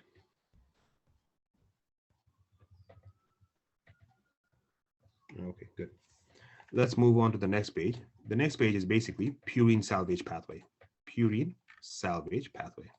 Okay, so purine salvage pathway is basically the pathway where we use all the structures that are produced in the process of metabolism, and we use this to restructure the purines back. Okay, we use this to restructure the purines back. So what's happening over here is in the purine pathway, we try to form adenine and guanine, right? So because purines are A and G, so our goal is to make adenine and guanine back from the process of metabolism. So let's take this into another blank page over here. Is everyone ready with their notebook so that we can start another pathway? Is everyone ready with their notebook? We can start another pathway. Okay. Okay, very good. Let's begin with the purine salvage pathway. Okay. Purine salvage pathway.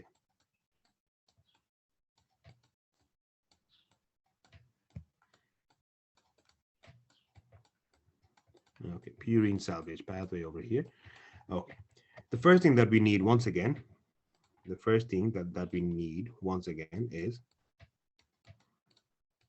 ribose 5-phosphate. The first thing that we need is ribose 5-phosphate. Ribose 5-phosphate is converted. Ribose 5-phosphate is converted with the help of the enzyme PRPP. It was converted to PRPP synthetase. It was converted to PRPP, and then PRPP was converted to IMP. So what happens is ribose 5-phosphate straight away forms IMP. IMP is inosine monophosphate. This inosine monophosphate, okay, our goal is to make sure that we can form adenine and guanine from the IMP, right? Adenine and guanine from the IMP. And the easiest way that we can form the adenine and guanine from the IMP is basically IMP can be directly converted to AMP and GMP.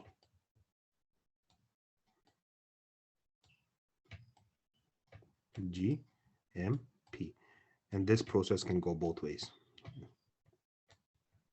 Okay. This process can go both ways. Next one is that IMP can be converted. Inosine monophosphate. Inosine monophosphate can be converted to another enzyme that is, to another structure that is inosine. Inosine. Inosine, okay, inosine is converted, okay, inosine is converted to hypoxanthine. Hypoxanthine, okay. Let's wait up to here. Let's come back to this one. That is IMP was being converted to AMP and GMP. AMP and GMP, this GMP over here, this is converted to guanosine. GMP was converted to guanosine. And guanosine was converted to guanine.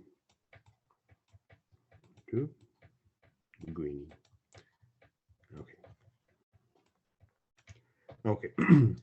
And what makes this pathway a salvage pathway, meaning that we are reforming these structures again and again, so that salvage, basically the word salvage, this means that de novo is the word which we use to use the structures present to form the initial pathway of the AMP and the GMP. But salvage is basically we are reusing these structures to form guanine and adenine, so that we never run out of adenine and guanine. Okay, so for example, let's say you do not have enough ribose 5-phosphate. Does that mean that your DNA will stop replicating? The answer is no, because there will be salvage pathways which are using these structures to form and complete these processes again and again. Okay, before we jump into the salvage, let's complete the AMP pathway. Okay, AMP is basically what's happening over here is that adenine, which was formed from the de novo pathway, this adenine, okay, this is helping in the formation of AMP2. Okay, try to realize how GMP is forming guanine by this way, but adenine is actually helping in the formation of AMP. Okay, so what happens is this AMP can now be converted to adenosine.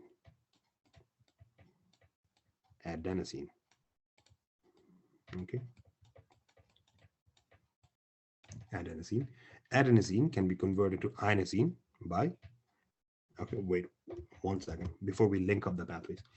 So right now this is what the pathway is. Now is the salvage part. Salvage is basically, now what we have to do is we have to link the pathways. One pathway has to be linked to another pathway, basically making sure that if any one of them decreases, another pathway can go and help form these structures, so that in cases of an emergency or any reason why, when we do not have enough substrate, another process can go and compensate this process. This is known as the salvage. So the salvage, the first salvage that we want to talk about is this one.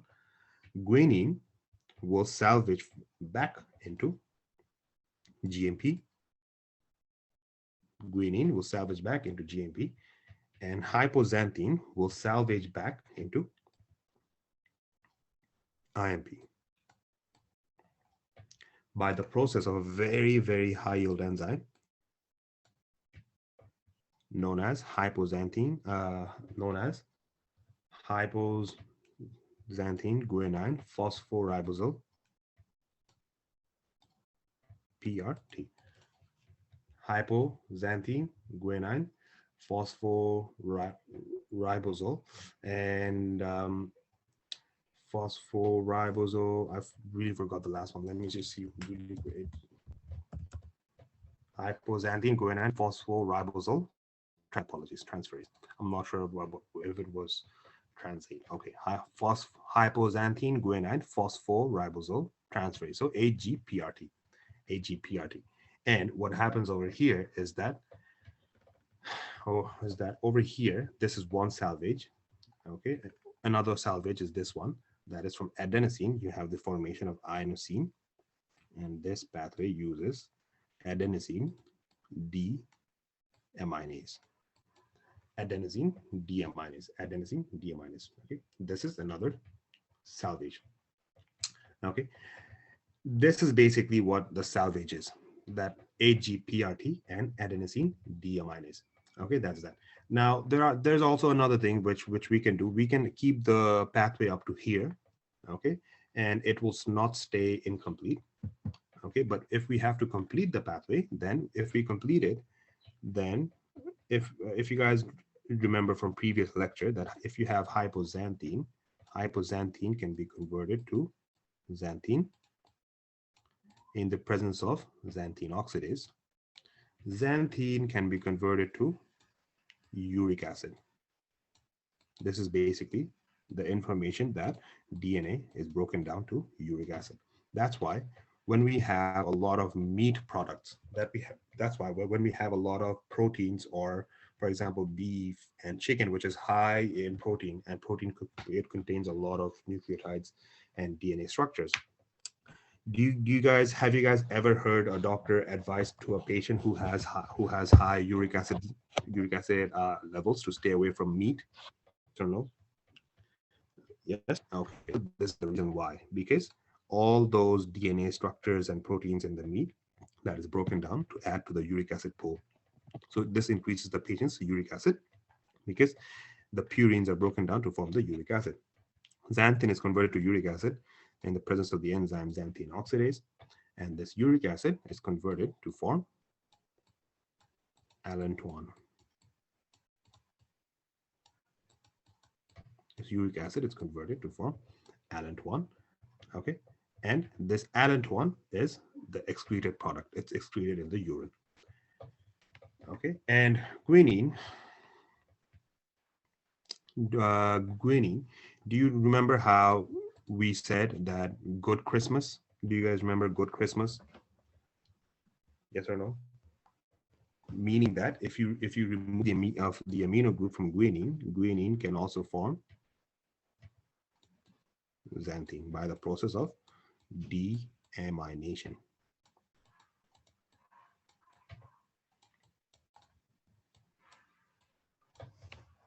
Okay.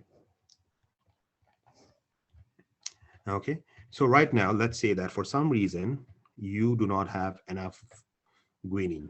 Okay, you do not have enough guanine. What would happen is IMP can be converted to GMP to guanosine, and guanosine can be converted to guanine. But what if you do not have enough IMP either? Okay, but you have ribose. What would happen is what if you don't have enough AMP either?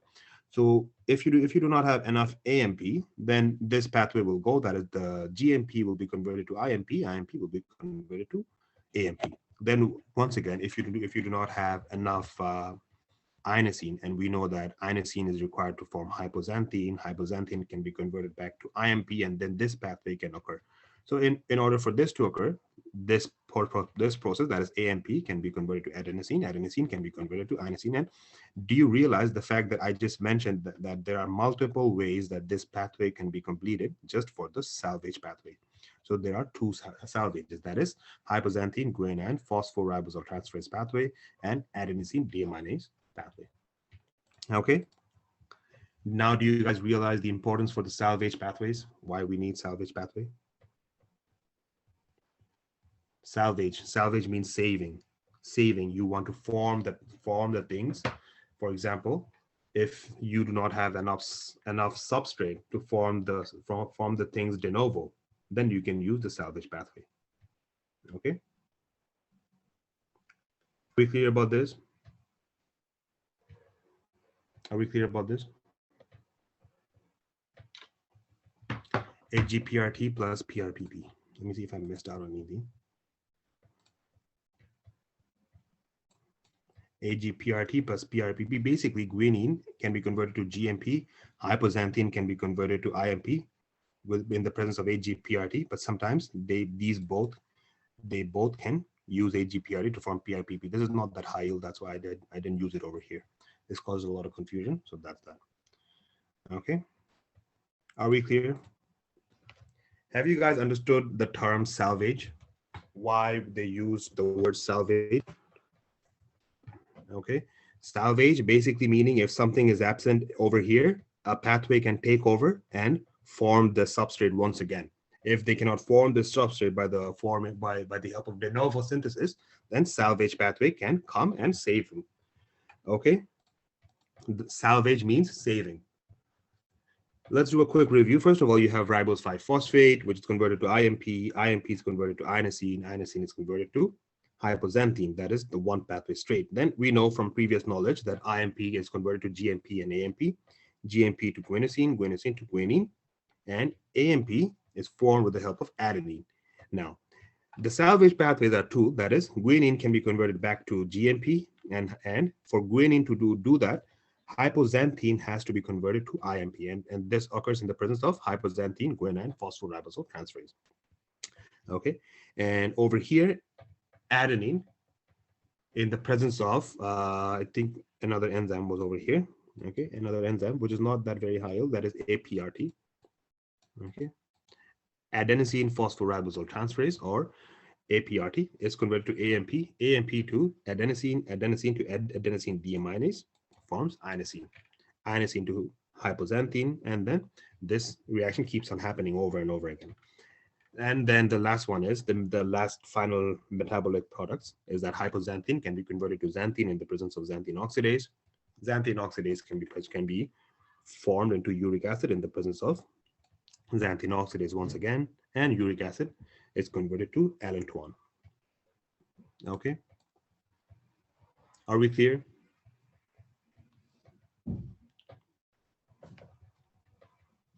Okay, can I give you guys 2 minutes? I'll give you guys 2 minutes. Okay.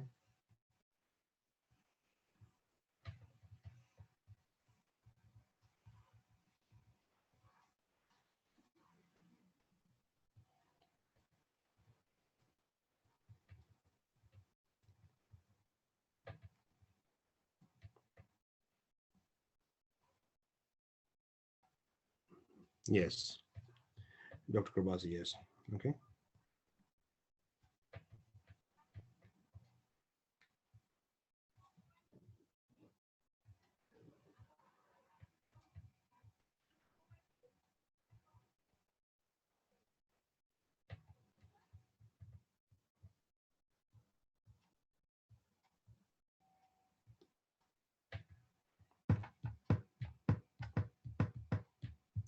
Okay, is everyone ready?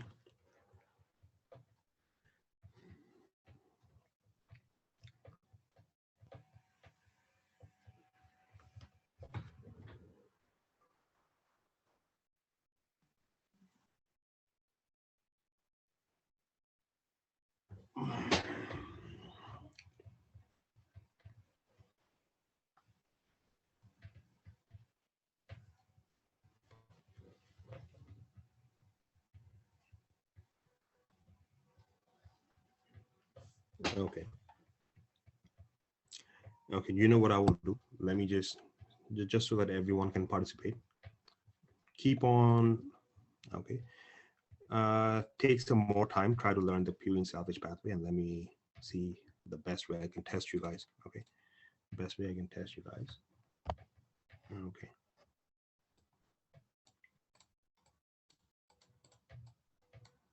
don't focus on this right now. Focus on the salvage pathways.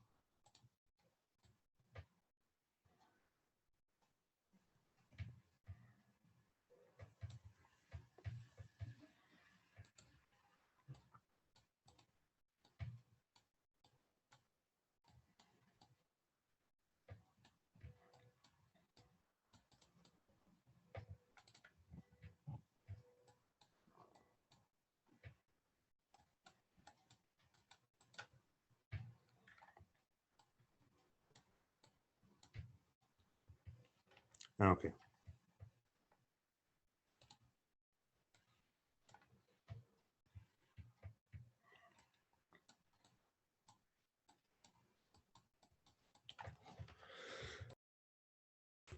Okay. So, okay. So what I need you guys to do is I need you guys to fill in the blanks with the letters. First of all, let's talk about A. Which one is A? Which one is A? A is IMP. A is IMP. Very good. Which one is B?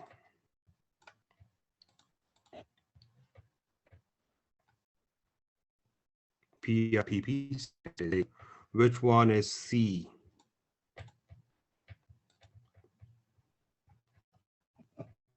Very good. A and B. Which one is D?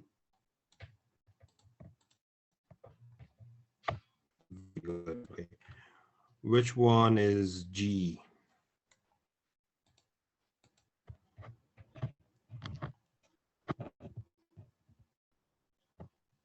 Okay. Which one is E?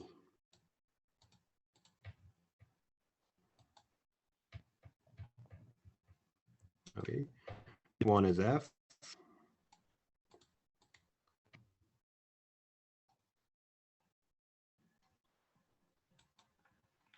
Okay. Which one is okay? Good. So basically, you guys get the hang of it. Now, are you guys sure and confident that when you guys receive questions from Purine salvage pathways, if they ask you to identify an enzyme, you can identify with absolute perfection? Okay. How confident are we with the Purine salvage pathway? Confident. Okay, very good. Okay. Okay, very confident. Very good to know. Okay. So before we continue further, do you guys want to take a break? Or later? Okay, because I need you guys to be on your A game over here. Okay.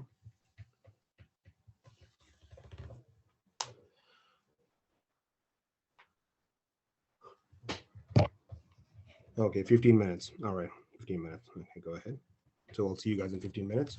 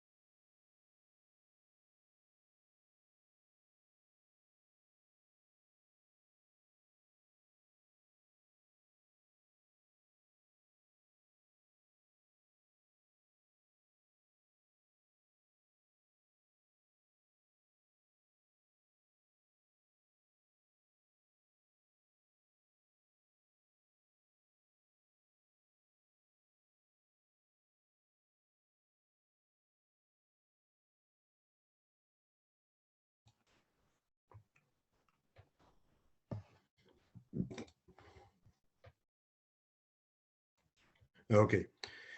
Is everyone back from their break?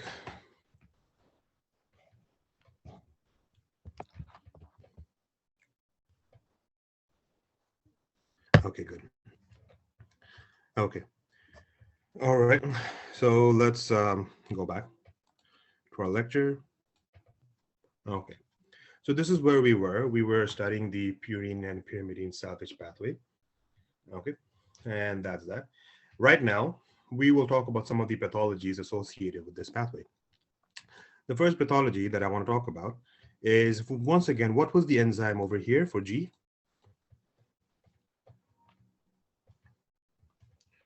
What was the enzyme for G? HGPRT. AGPRT, meaning hydroxanthine guanine phosphoribosyltransferase transferase. If, for example, you have a deficiency of the enzyme HGPRT, you have a very high yield pathology that is known as Lesch-Nyhan syndrome. Lesch-Nyhan syndrome is a defect in your purine salvage pathway when AGPRT is absent. So what happens is, if you have a defect in the purine salvage when AGPRT is absent, AGPRT is used for the conversion of hypoxanthine to IMP, this conversion over here. And also it's used for the conversion of guanine to GMP. So when this doesn't happen, this results in excess uric acid formation. Basically, if this pathway cannot go this way, right? This pathway goes this way. If this pathway keeps on going this way, then hypoxanthine is converted to uric acid. So this results in excessive uric acid production and de novo purine synthesis. So what happens is, these patients, what happens is they have a certain amount of clinical features. Let me have a blank page over here so that we can talk about the clinical features. Clinical features are important for a pathology, basically, because this is the way the questions will come in your exams, right?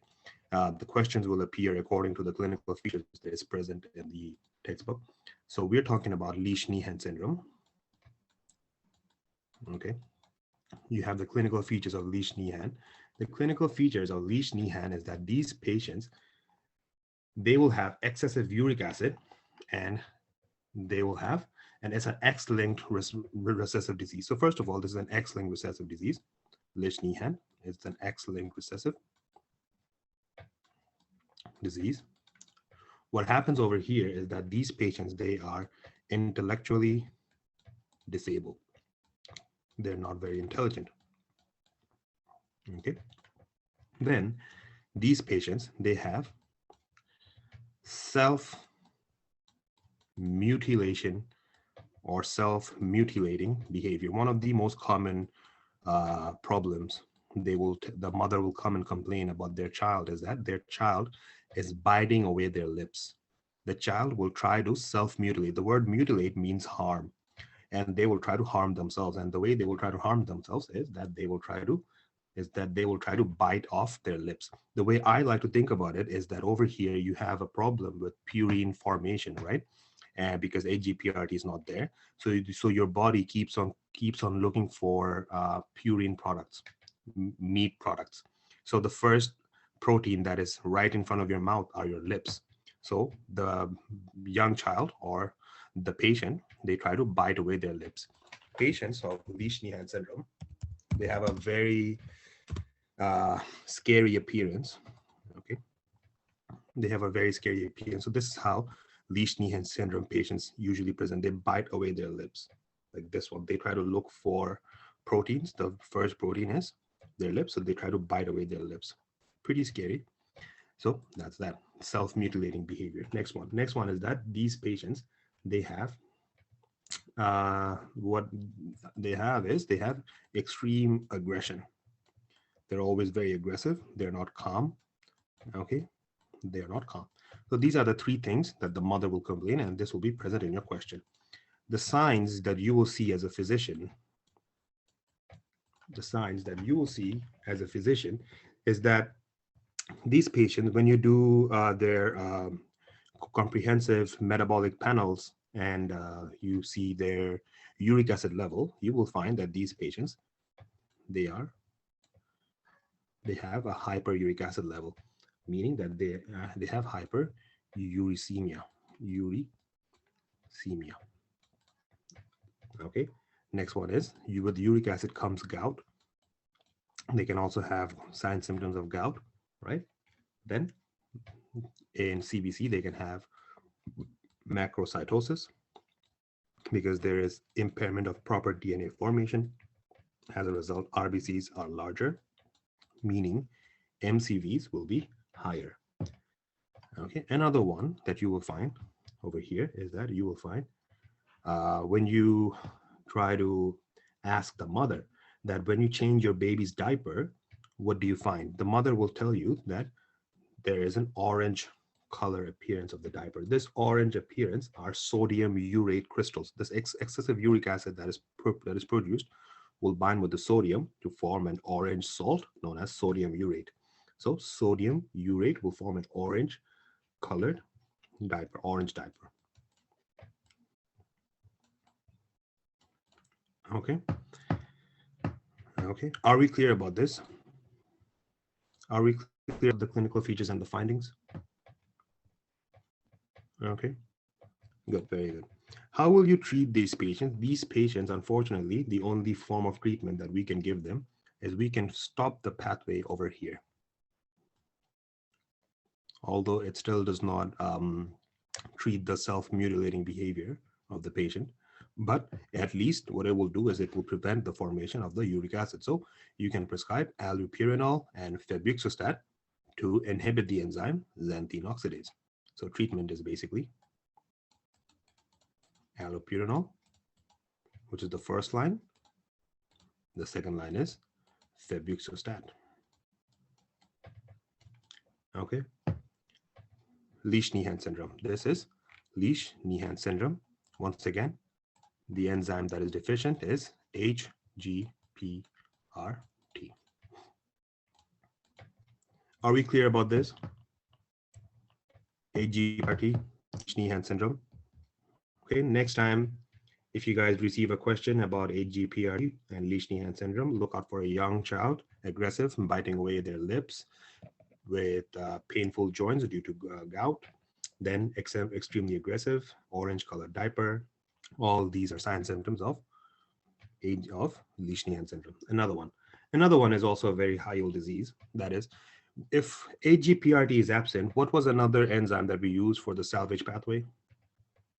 Who remembers what was another enzyme that was used for the salvage pathway, which the one which we drew in blue? Adenine deaminase. Very good. Adenosine deaminase. Adenosine deaminase. If adenosine deaminase is not there, you have another high yield disease. This disease is known as a very unfortunate disease because the prognosis of this disease is not that long. The mortality is very high. This disease is known as severe combined immunodeficiency syndrome, or SCID. SCID. And adenosine deaminase, if that is not there, adenosine deaminase is the enzyme that is deficient. And this is autosomal recessive. Okay, adenosine deaminase is responsible, right? Adenosine deaminase over here it is responsible for the degradation of adenosine to inosine, right? So if we do not have enough, if we do not have this enough enzyme adenosine deaminase, you have increased amount of adenosine. This increased adenosine is very toxic in the fact that this increased adenosine, what will happen is this will result in decrease in ribonucleotide reductase activity, ribonucleotide reductase activity.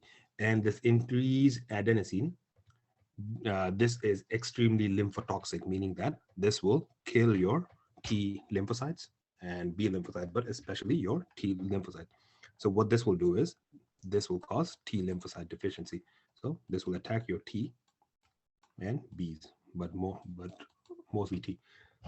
So the patients have severely compromised immunodeficiency syndrome. Okay, severely compromised immunodeficiency syndrome. Are we clear about these two diseases, adenosine deaminase and HGPRT?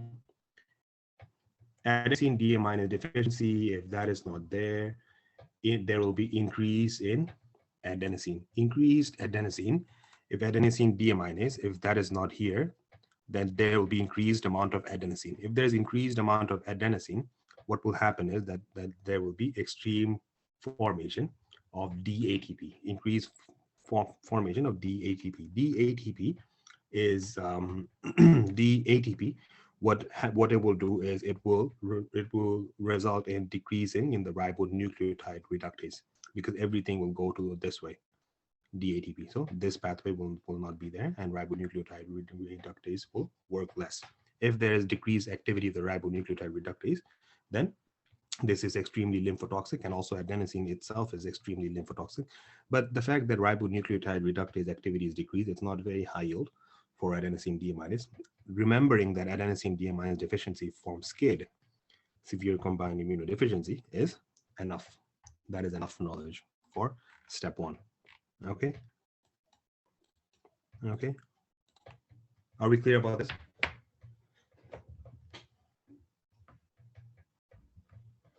Can we move on?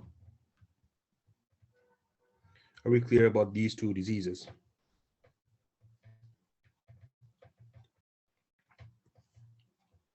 Okay. All right. Next one. Next one is your genetic code features. Okay. Next one is genetic code features. Genetic code features, especially that. Do you guys know about how you need 3 codes, right, to form? How you need three genetic code. I can't. Okay, we have a question from Dr. Karbasi. I can't see DATP. DATP is usually not formed, but when you have excess amount of adenosine, then DATP is formed. If DATP is formed, it decreases the ribonucleotide reductase activity, and that is lymphotoxic. That's that. Okay.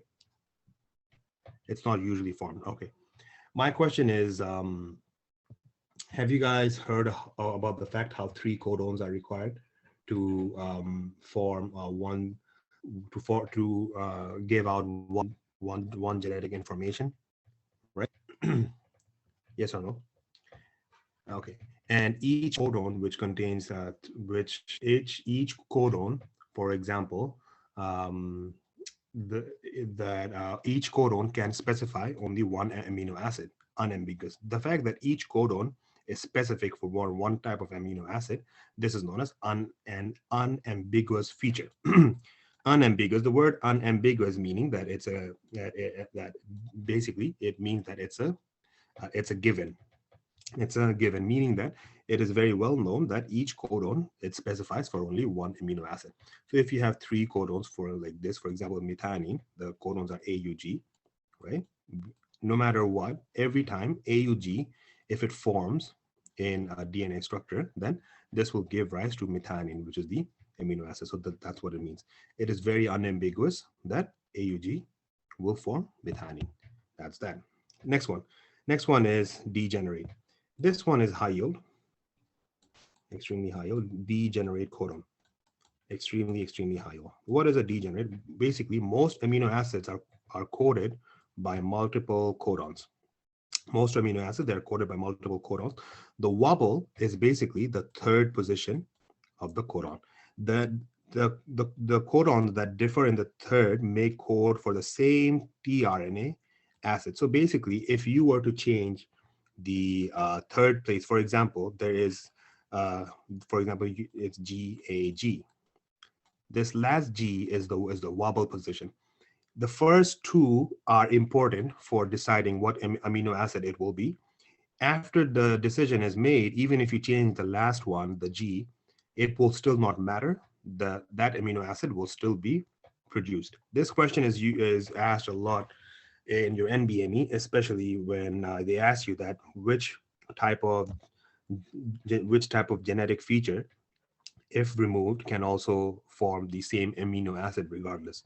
The answer is the wobble codon, the wobble position, meaning wobble basically means it does not matter. The 3rd position, it does not matter. Okay.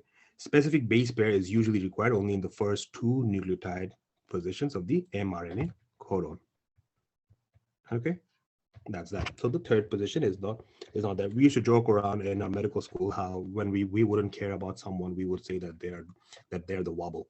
Okay, that if there was some professor or some type of a teacher that we really didn't like and we really wanted to avoid them, and this keeps on happening a lot in medical school. I'm sure you guys have your likes and dislikes about your teachers. We usually used to say that the teacher which we didn't like was the wobble teacher, that he or she did not matter. Okay, so you guys can also use this to remember that wobble means it does not matter. The position, it does not matter. Okay, so the wobble position. Next one is commaless or non-overlapping, meaning that you read from a fixed starting point as a continuous sequence of bases. Okay, so that's not very high yield. So you start reading from one point. For example, you have A, U, G, A, G, then U again, A again, right? You start reading from here. This is one codon, this is another codon, and then you have some more, right? So the fact that you start from this starting point, this is the commaless non-overlapping feature of the genetic code. That's that. The universal is basically the genetic code is conserved throughout evolution, basically meaning that the code for mitochondria, for example, let's assume that you have a codon for mitochondria. Let's say the codon for mitochondria is GAG. Once again, this is just an assumption. The fact that GAG will code for mitochondria, this is universal, meaning that this is how it has been in the humans for billions and billions of years.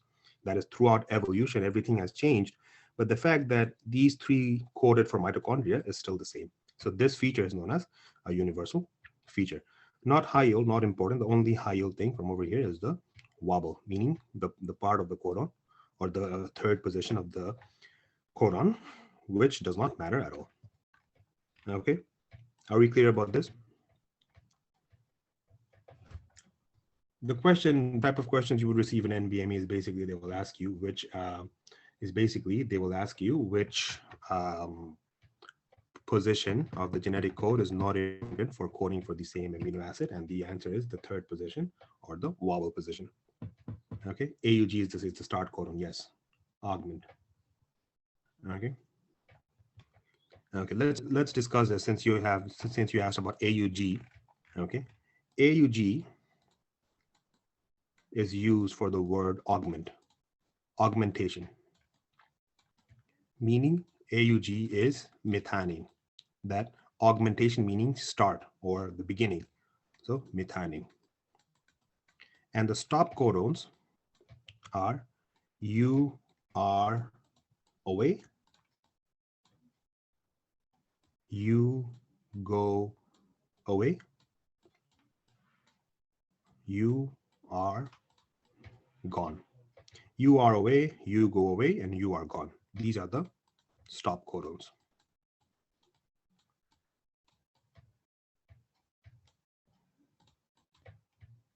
Okay, are we clear about this?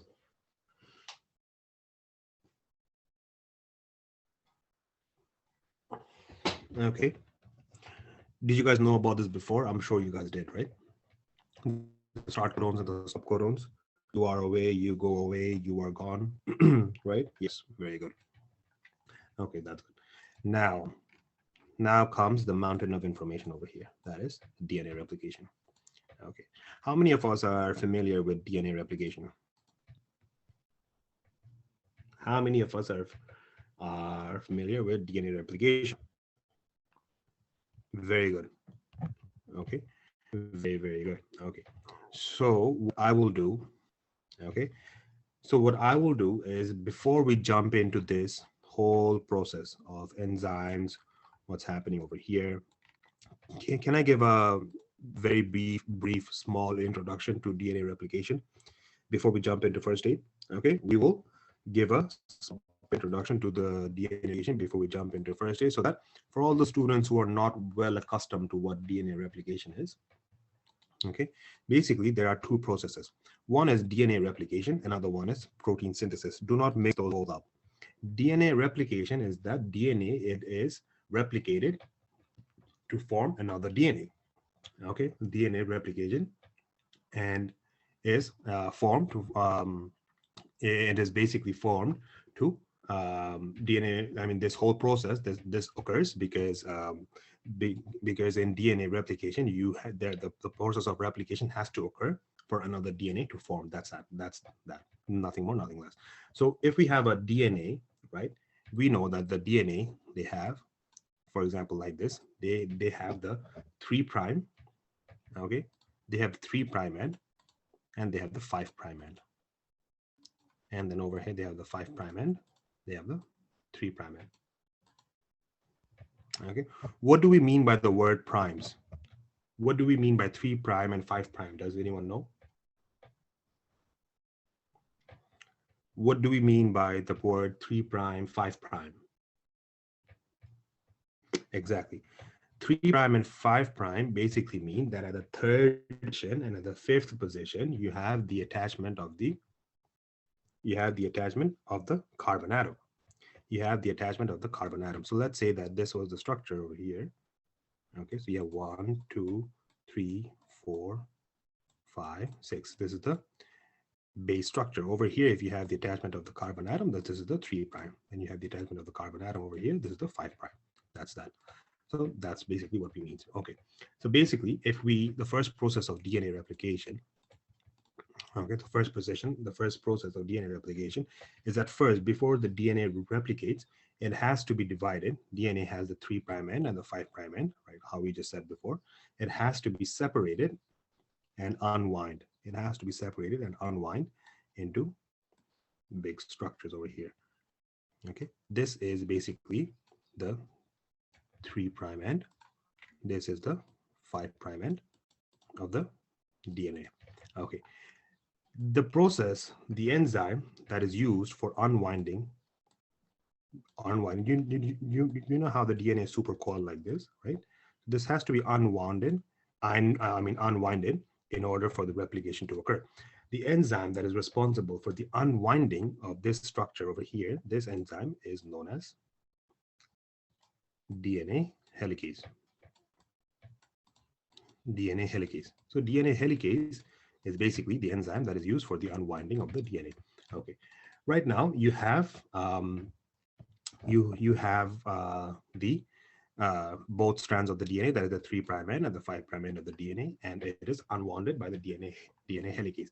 This unwinding of the DNA helicase, this is known as the replication fork. What do we mean by the replication fork? This means that if anything were to get replicated, if it continues in this direction towards the replication fork, it will be a smooth process. If it goes away from the replication fork, it will not be a smooth process, meaning that this is basically the point from which the replication, this is the point at which the replication should end, right? So anything this way is not good. Anything this way is good. Okay, it's a bit silly, I know, but this is only for your understanding, for the fact that because I want you to understand what the leading strand is and what the lagging strand is. Okay, now what happens over here, if this is DNA helicase and if this is the replication fork, okay, first of all, what happens is you have so if this is the DNA, the replicated thing that should form from the DNA is RNA. Okay, so from over here at first, what you have is you have the origins of replication. Origin of replication is basically what happens is you have primers. Primers are DNA primers. DNA primers are basically meaning that preformed RNA structures. These are preformed. So what happens is this preformed RNA, they go and they bind over here. They bind over here. So what this does is we'd like to think about primers as a boost. We like to think about primers as a boost, and meaning that the primers will boost or begin the process of DNA replication. Basically, before we do anything, for example, right before we start running, if someone comes and tells us and motivates us and boosts us up that, okay, if you run really well, you're going to win, and that the motivator, right? So DNA primers are the motivators or the boost ups. So these are primers. So DNA primers, they come and they bind to this part where the DNA primers, they come and they bind. This is, I mean, the RNA primers, they come and they bind. This RNA primers, this part is known as origin of replication. Are we clear about these informations? Yes? Or no? Okay, good. What happens after the RNA primers, they bind, the enzyme that comes, the next enzyme that comes is DNA polymerase 3. DNA polymerase 3. DNA polymerase 3, what this does is this keeps on forming the RNA, right? RNA, and it keeps on moving in this direction. So we can say that DNA polymerase 3, DNA polymerase 3, they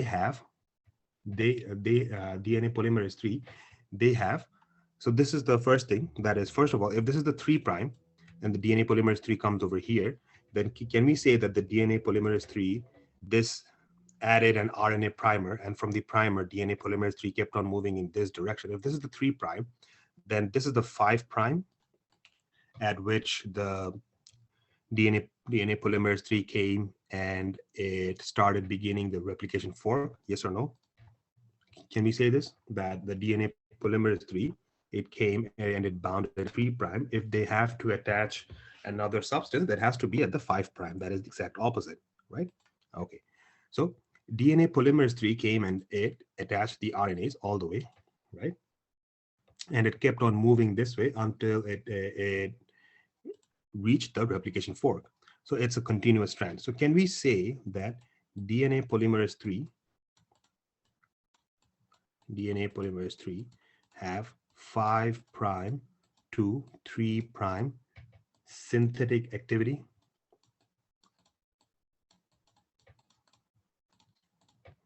Yes or no?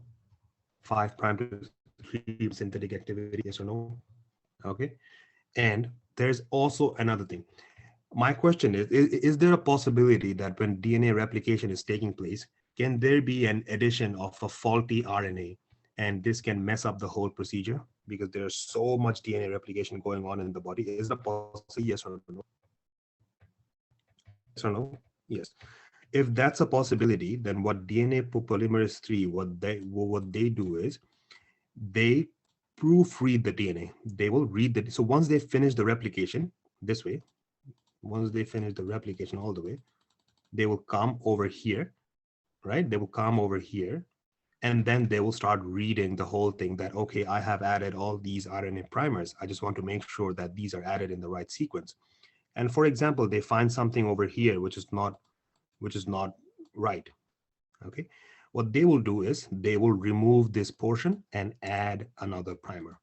So can we say that they have 5' to 3' synthetic activity? And for example, this is 3', right? 5' to 3' synthetic activity. And then they have 3' to 5'.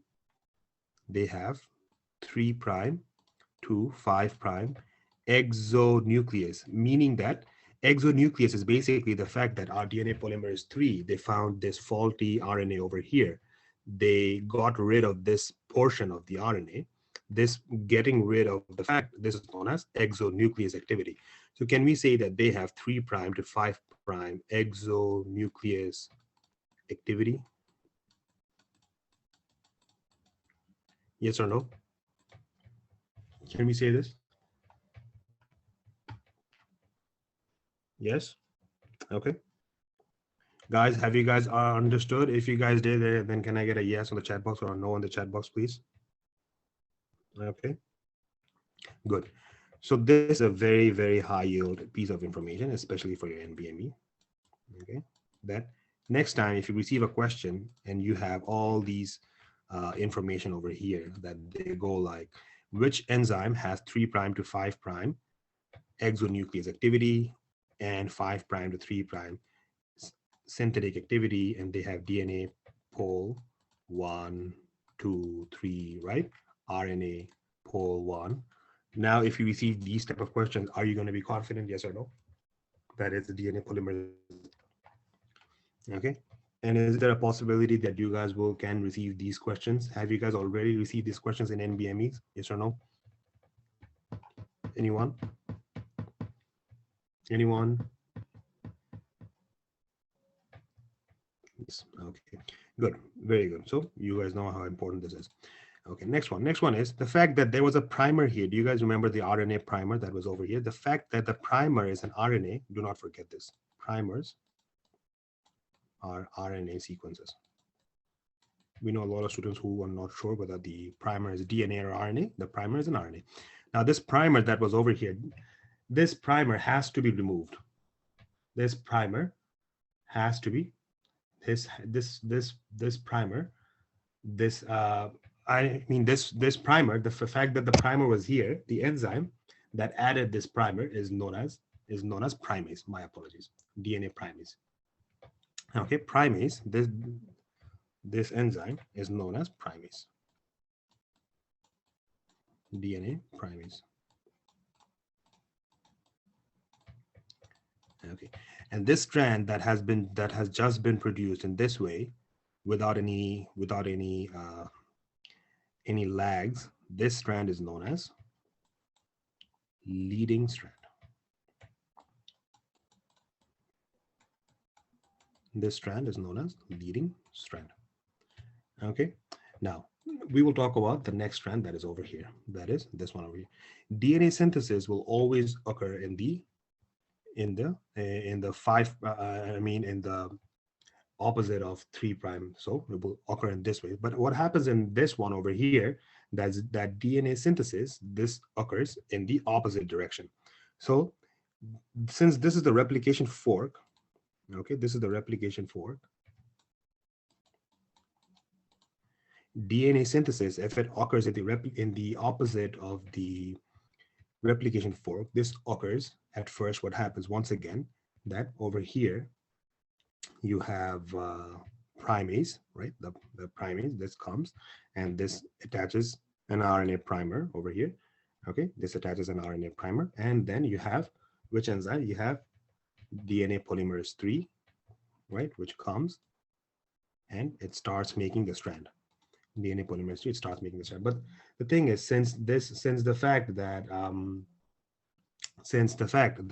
DNA polymerase 3 comes and it's going away from the replication fork, this does not happen in a continuous sequence. So what happens is over here, DNA polymerase 3, it moves, and then over here it stops. Okay, and then once again, what happens is the primase, they come, they attach another primer, and then the DNA polymerase 3 comes again, and they start this sequencing. And then again, they stop because it's going away from the replication fork. So it doesn't want to go, because it's easier to go towards this way than to go away, because it's pulling the DNA polymerase 3 towards this side. So since it has to move away, it works in little tad bits.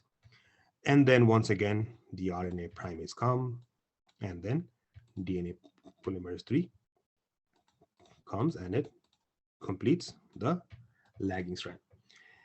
So these small fragments, these fragments, they have a certain name. Their names are Okazaki fragments. These fragments are known as Okazaki fragments. Okay, and what happens is after this one, the process is still not done. You have these gaps in between the DNAs, right? You have these gaps. These gaps, they have to be fulfilled, and the enzyme which fulfills this gap is that we have another enzyme. This enzyme goes and it forms a ligation between these gaps by forming a phosphodiesterase bond. This ligazing enzymes, these are known as DNA ligase. These ligazing enzymes are known as DNA ligase. Now it's a complete strand. Once this strand has formed, this strand is now known as lagging strand. It will lag behind. This is known as lagging strand.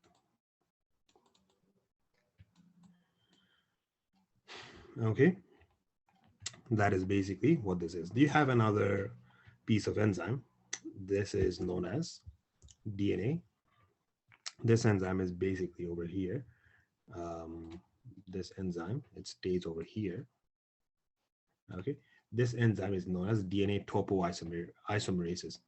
DNA topoisomerases are basically the DNAs, they are very supercoiled. Supercoiled, meaning that the DNAs are coiled very condensely, and a lot of coiling is there. So in order for this DNA to separate, the helicase will separate the strands. But even before helicase comes and separate the strands, topoisomerase will help removing the supercoil. So if we were to block this enzyme, then DNA replication will not occur. And we use a lot of drugs which are used to block topoisomerase 1 and topoisomerase 2. And we have talked about this before, that topoisomerase 1 are irinotecan, topotecan, topoisomerase 2 are etoposide and teniposide. So those are the drugs. So topoisomerases are the enzymes that are used to prevent DNA supercoiling. And that is your DNA replication. Are we clear about DNA replication?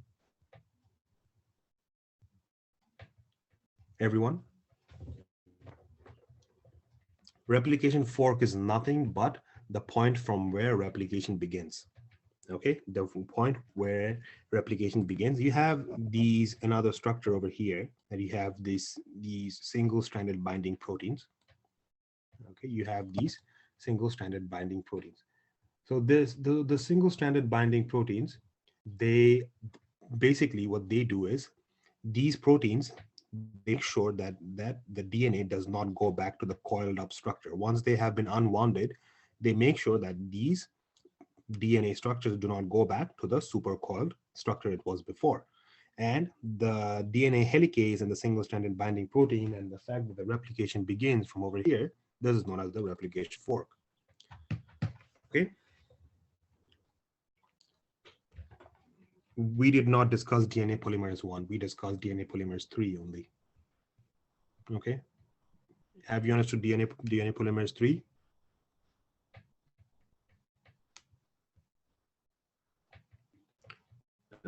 DNA polymerase 1, we have not discussed it as of yet because it's not there in eukaryotes. Do you guys know the difference between eukaryotes and prokaryotes? Humans, are they eukaryotes or are they prokaryotes? Okay, good. Dr. Ahmed, what is your confusion? What is your confusion?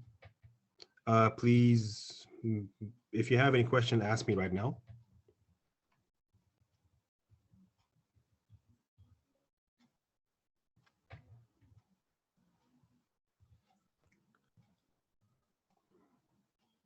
Okay, repeat about the second part of DNA polymerase.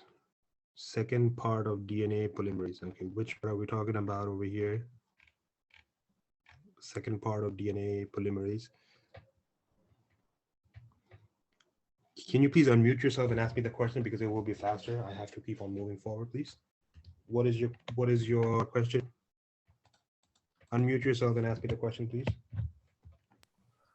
Doctor, about the primers, you said that it's got in the replication fork, right? And then you said it is inhibited here. Where? Yeah, here. Exactly here, where you are. It's inhibited. Here? Why it's inhibited and how? Yeah. It's not inhibited. What happens is RNA primers, they begin the process of replication. But the problem with this part is that when the DNA replicates away from the replication fork, it only occurs in small amounts. It does not occur continuously like this one over here. Because when it goes away from the replication fork, it's harder to replicate.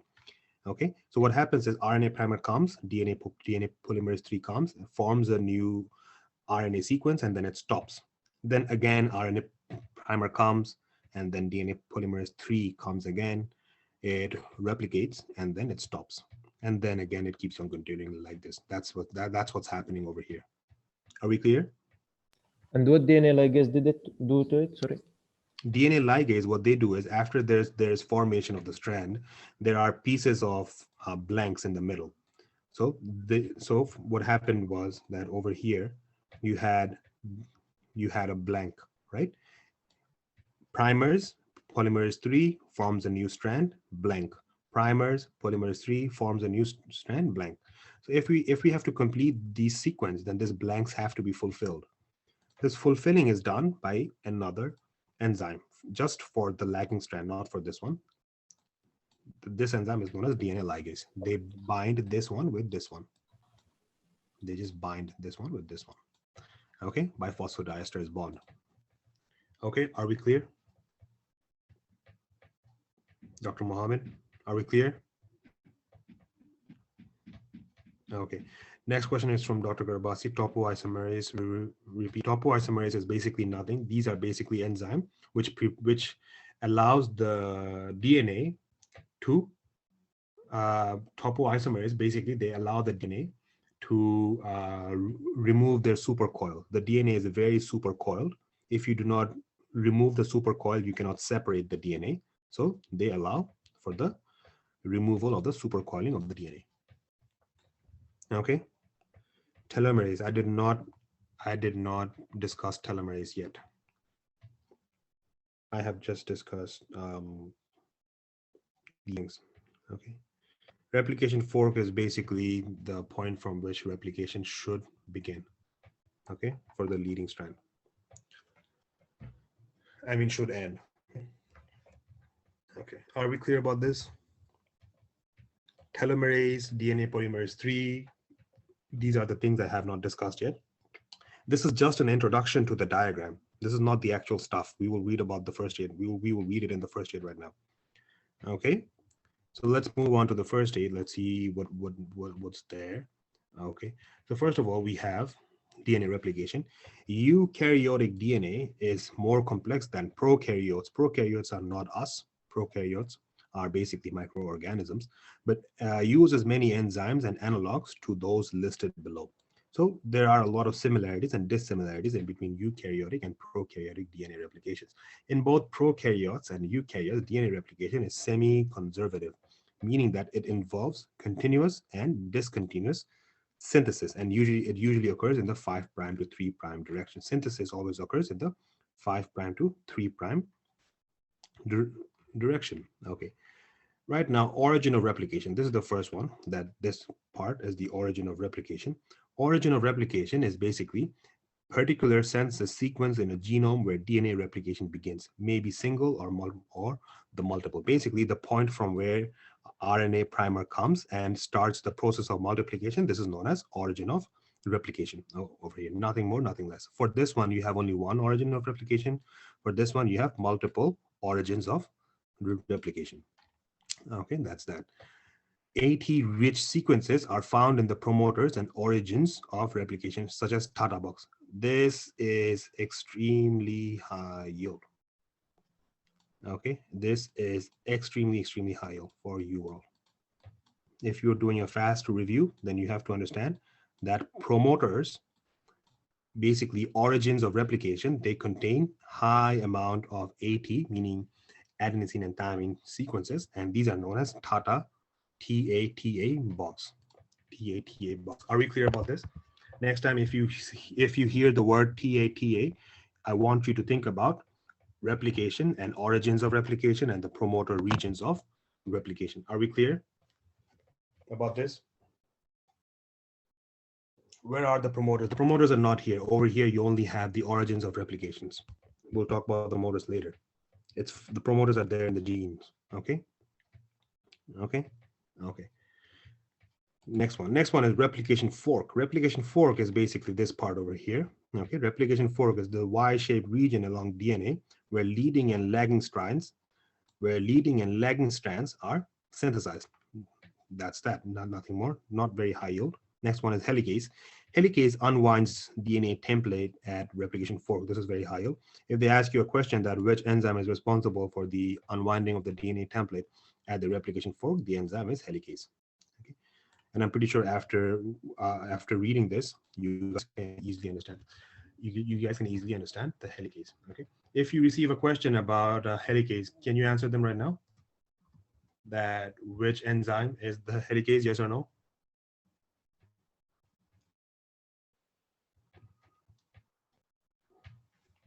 Yes. Okay. Is everyone understanding the lecture?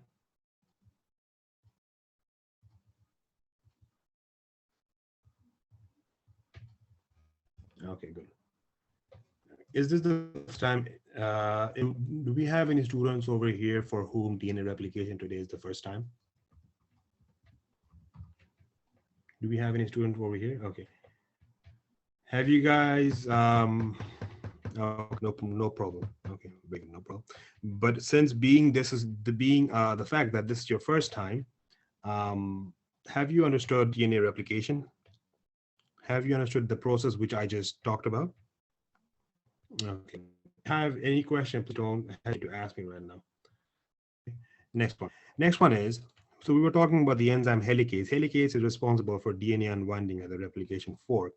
And if we have a deficiency of the enzyme DNA helicase, we have a very important condition. This is known as Bloom syndrome. Bloom syndrome is responsible for a gene mutation that is BLM. Bloom syndrome, the patients of Bloom syndrome, what they have is, they usually have, let me go over here. Bloom syndrome. How do you identify a patient with Bloom syndrome? I'm surprised how they don't talk a lot about Bloom syndrome on first day. This is the only piece of information they have. I'm not sure if they added anything new. Another one is, if you have a patient with Bloom syndrome, what you have is, you have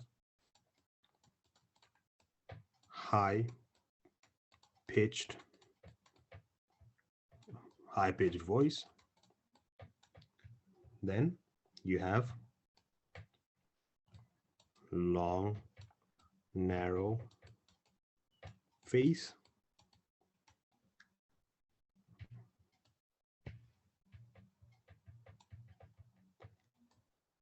And you have prominent nose and ear. This is Bloom syndrome. What happens over here? Bloom syndrome. Okay. Bloom syndrome. And another one is, they can also have short stature.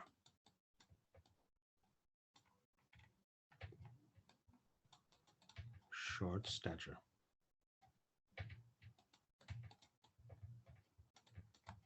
Okay. Okay, over here. So what happens is that these patients, they're heavily predisposed to cancer. They're very, very predisposed to cancer. If you do not have a proper functioning of the DNA helicase, can DNA replicate and form new DNAs? Yes or no? Yes or no? Can I get some fast answers, please? If you do not have DNA helicase, can the DNA replication take place? No. So if you have oxygen which is affecting your DNA and your DNA has to be reformed, can it do that? Yes or no? If it does not, if the DNA cannot replicate and move away from the carcinogenic exposure, a single carcinogenic exposure can result in the formation of cancers. So predisposed to carcinoma. These patients are extremely predisposed to carcinoma. Okay, let me show you a picture of Bloom syndrome.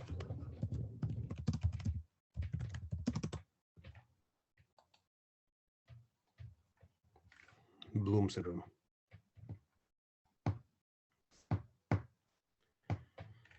Okay, it's a rare disease. It's a very, very rare disease. They also have these facial structures and facial features, and that's that. They have distinctive facial features, right? Predisposed to cancer, right? And that's that. Okay, all right. Next one. Next one that we want to go to is single-stranded binding proteins. Single-stranded binding proteins are these ones over here. They prevent the DNA to go back in this way, because if the DNA goes back in this way, then DNA replicate cannot occur. So that's that. If this is also a high-yield question, which structures are responsible for prevention of DNA re-annealing? And the structures are single-stranded binding proteins. Next one is DNA topoisomerase 2. DNA topoisomerase 2 are the ones over here. They create a single or double-stranded break in the helix, and they remove the supercoils. this supercoiling of the DNA. If it's not removed, then the DNA cannot separate, right? So DNA topoisomerase will remove the helix to remove the supercoil. So that's that. And then once again, you have the drugs. Okay, I'm sure we talked about this once, but I love talking about this. I'm going to talk about this once again. You have topoisomerase 1. So you have irinotecan and topotecan. So these are the two drugs which goes and stops topoisomerase 1. Drugs which stops topoisomerase 2 are atoposide and 10-2. Okay, atoposide and tenoposide. That's that. So atoposide and tenoposide, these are the drugs which will go and stop topoisomerase 2. Then in prokaryotes, you have fluoroquinolones, and which will inhibit topoisomerase 2. And in prokaryotes, they have another topoisomerase, that is topoisomerase 4, that is inhibited by DNA gyrase inhibitors. And we will talk about this in microbiology. Okay, that's that. Primates are the enzymes which are required to add the RNA primers. If there were no addition of RNA primers, the DNA replication will not begin. So that's that. So RNA primers are added by the help of the enzyme. Primates. Keep in mind that questions are usually going to come from this side. I mean, the questions are usually going to come from this side, and the answers are on this side. So if you have to test yourself, cover this part with your hand, read this out, and see whether you remember these names or not. Okay, that's that. DNA polymerase 3, one of the highest yield that DNA polymerase 3, they are present in prokaryotes. They elongate the leading strand by adding deoxy nucleotides to the 3' end. They will elongate the lagging strand until it reaches the primer of the preceding fragment. DNA polymerase 3 has 5' to 3' synthesis and 3' to 5' exonuclease activity. We talked about this a little bit back. Drugs that will block DNA replication often have a modified 3' hydroxyl group, thereby preventing the addition of next nucleotide. So they want to prevent chain termination. So we can use drugs that can add the 3' end and hydroxyl group, and that can prevent the addition of the next nucleotide. Okay, are we clear about this? Does anyone have any question? What are your questions? Does anyone have any questions?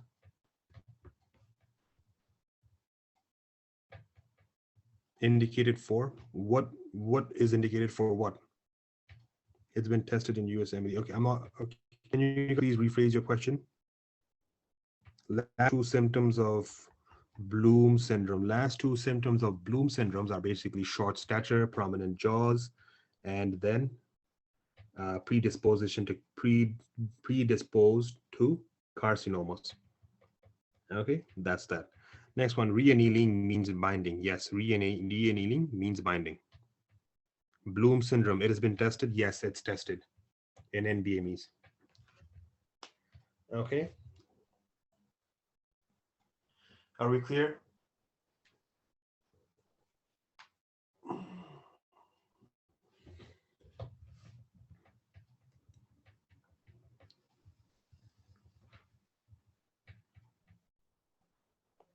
Indication for topoisomerase inhibitors, they are anti-cancer drugs.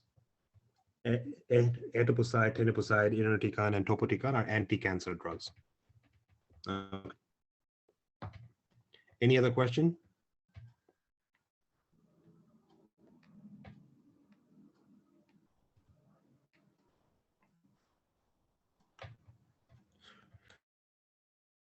Okay, next one.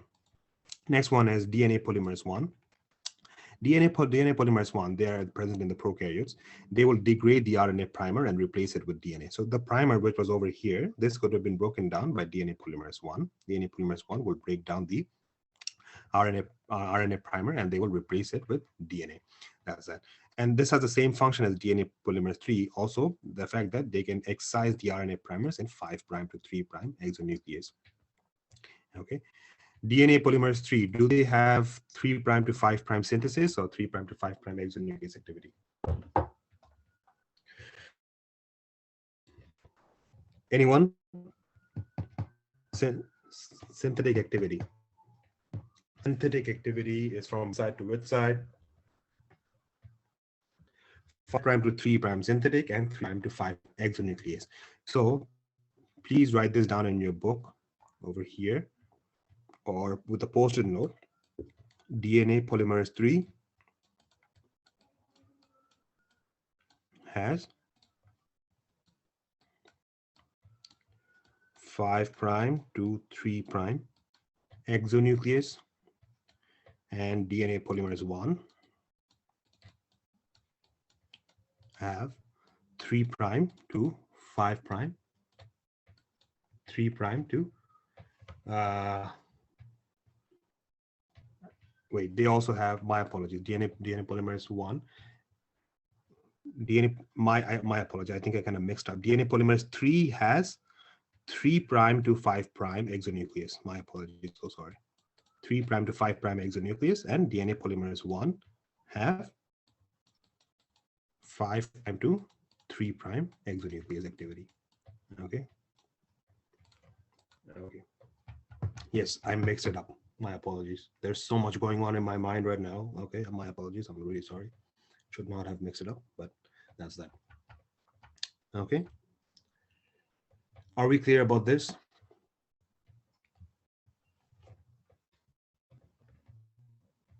Okay. Is there a mistake in state? Why will there be a mistake about DNA polymerase 3? What is the mistake?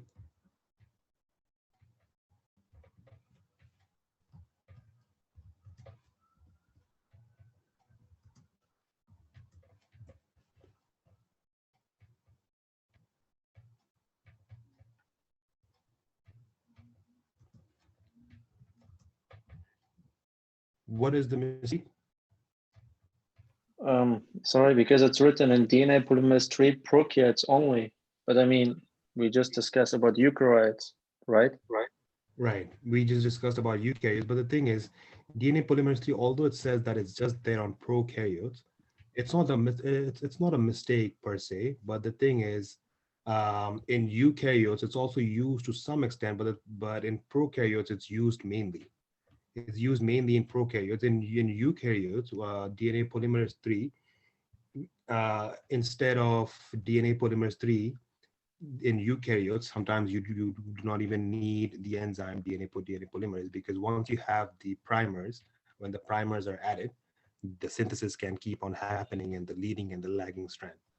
So that's that. So are we right now talking about the prokaryotes, or then I got confused?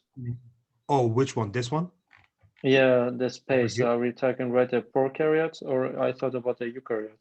No, we were talking about the eukaryotes.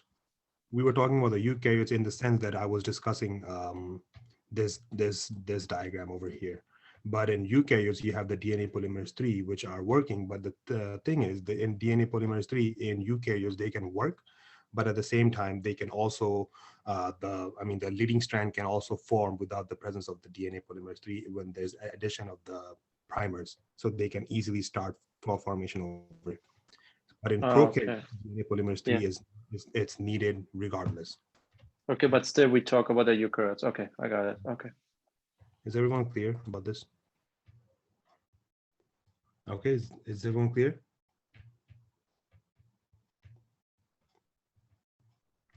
Is everyone clear about this? Do we have any questions?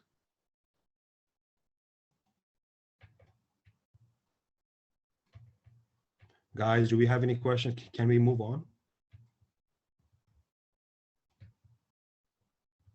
Okay. Okay, so which enzyme has proofreading abilities? That enzyme wants to go and check whether it has added the nucleotides in the proper way or not. Okay, that DNA polymerase 3 has proofreading abilities. Please write this down over here. Unfortunately, I do not have enough space on my page. Okay, write it down over here. DNA polymerase 3 has proofreading abilities.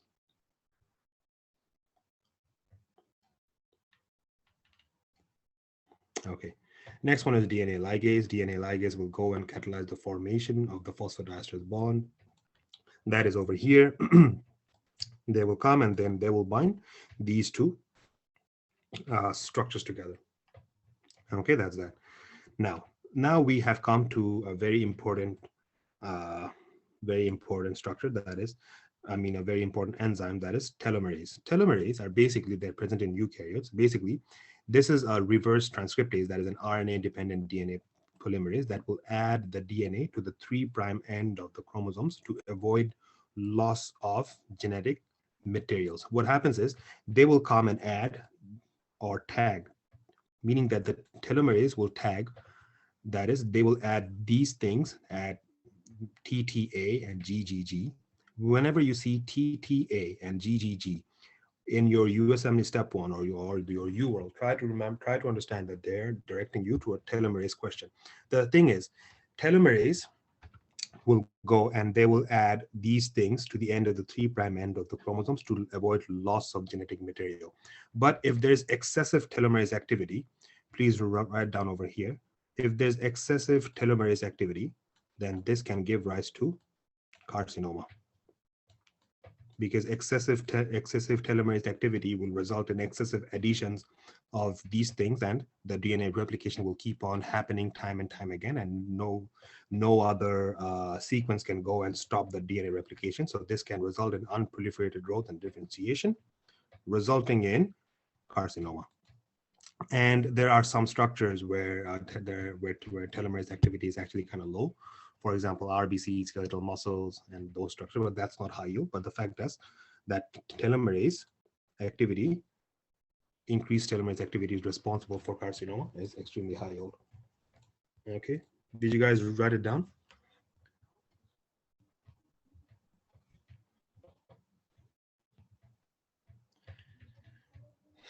Yes, okay.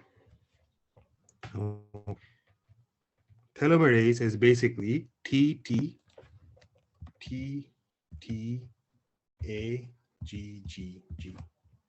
TTAGGG. That is telomerase. Telomerase is basically, what they will do is they will go and they will add these sequence at the end of 3'. When you add this sequence at the end of 3', then DNA synthesis begins and there is no loss of genetic materials. And this is a normal procedure. But if there's excessive working of telomerase, then there will be excessive DNA replication. If there's excessive DNA replication, there is a possibility of unproliferated DNA growth, and this can result in the formation of carcinoma. That's what I meant. Are we clear about this?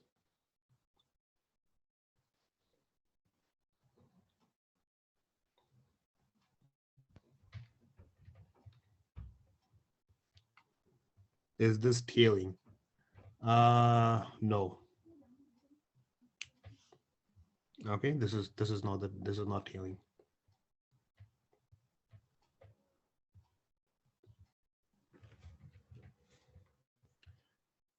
Yes.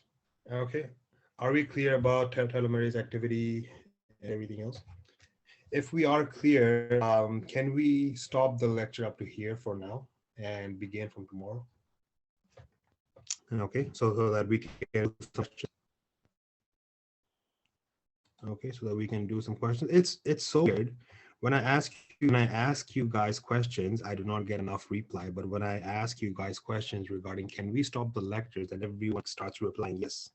Okay. And before, when I ask is this clear? Have you guys understood? Do we have questions? No one specified. Okay. All of a sudden, I ask you guys, can we stop the lecture? And then you guys, yes. Okay. Okay. Okay. So telomerase is only working at 3' end and ligand between right now. Yes, only working at the 3' end. Okay. We are processing the concept. Oh, you're processing the concept. Okay, good. Okay, then my apologies. Okay. Okay. All right. So let's begin with some questions for today. Right. Before we start the questions, can we take a 5-minute break? Okay. Finally.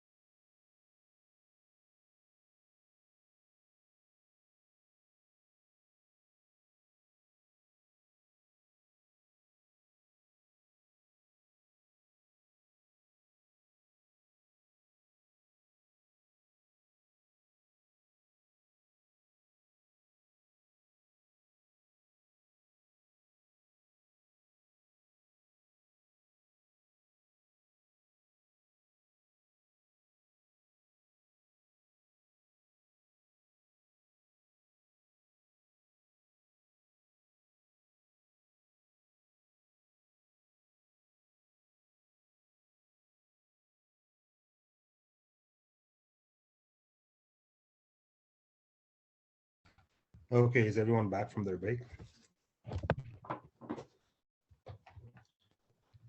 Is everyone back from their break?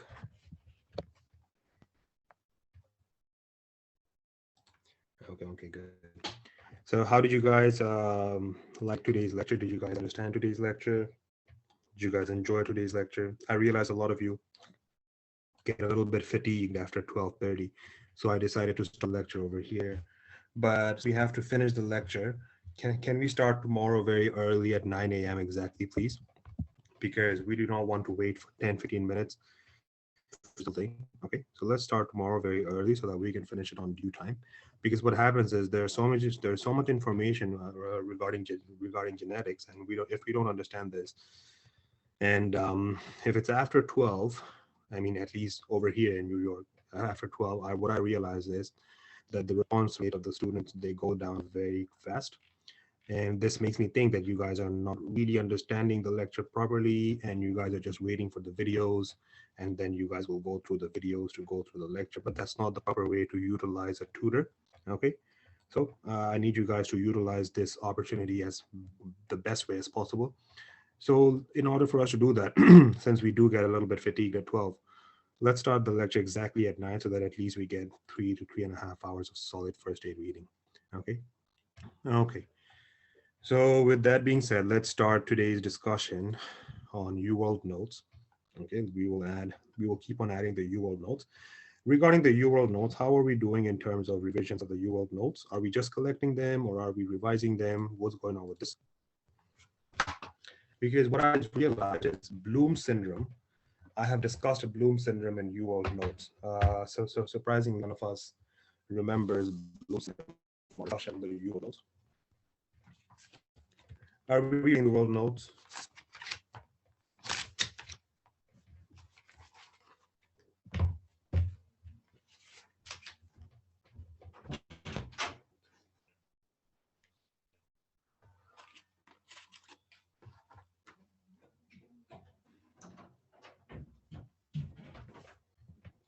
Okay.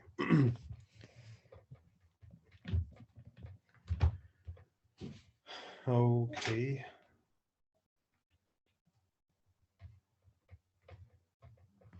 Okay, let's begin with today. Okay. Okay. Once we begin discussing the UWorld notes, first and foremost, you guys are at liberty to unmute yourselves and provide me the answers. Okay. That's that.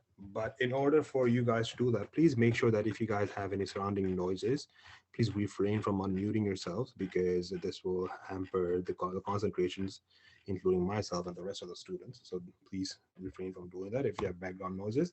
And when we ask you the question, please make sure that when you give the answer, once again, there's no background noises because what that happens is, once again, it will hamper the concentration. So that's it. So, and if anyone is ready to provide with the answer, please say I'm ready and then begin so that we can give everyone a proper time to participate. With that being said, let's begin. The first thing that I want to discuss today is if we have, okay, if we have a defect in Sertoli cell function,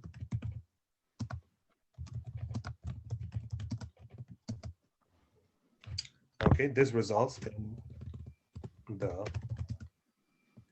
disruption of claudines and alkylates. Okay, as a result, what we have is when they get released, this results in the formation of anti-sperm antibodies. Okay, this was not a question, this was more or less a statement. Next one. Next one is, are we well acquainted with the word tachyphylexis? Yes. Yeah. Repeated use of, first of all, what is tachyphylexis?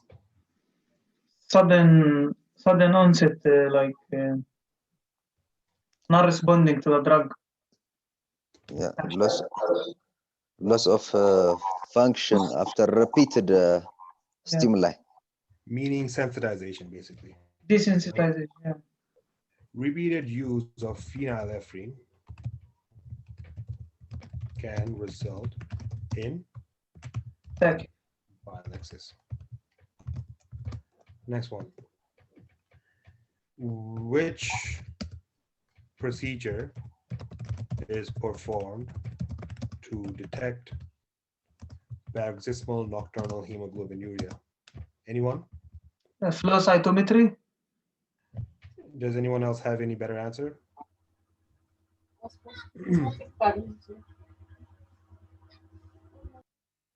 Okay. Flow cytometry is the right answer. Very good. Okay. Tuberous sclerosis occurs due to mutation of Chromatin and tuberine. Right, very good. Chromatin and tuberine. But what are the chromosome numbers? 16 and So we have TSC1 on chromosome number 9. 9. Yes. Chromatin or tuberine. Chromatin 16. So what is this one? This one tuberine. Yes. Is everyone sure about this? Do we have any better answer?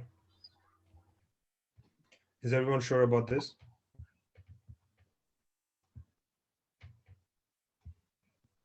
Okay. First one is tuberine. Yes. Tuberine.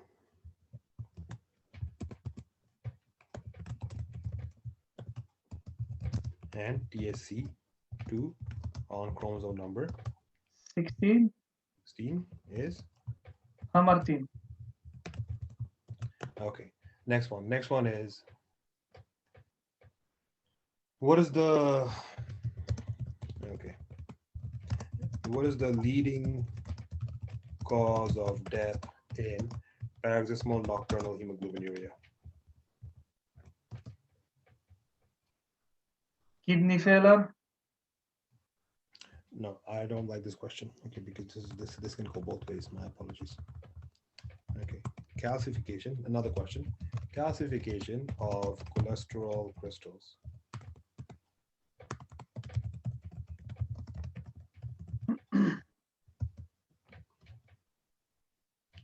Are found in the histology of craniopharyngioma. Okay, next one. Next. Okay. Do we have to prescribe vitamin D to neonates after birth? Yes. Okay. The reason is vitamin D in breast milk is not enough to prevent rickets. As a result, patients should receive 400 units of vitamin D per day. Do not forget 400 units. Okay. Okay. Okay. Mitral valve prolapse is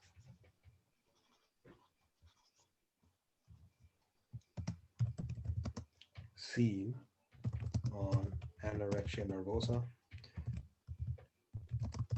Basically, patients of anorexia nervosa, they can have mitral valve prolapse, okay, because they have excessive loss of connective tissue. So that's that. They're not having enough protein, and if you have to have a cardiac dysfunction, the dysfunction is mitral valve prolapse. Okay. Next one. Okay, 1 second.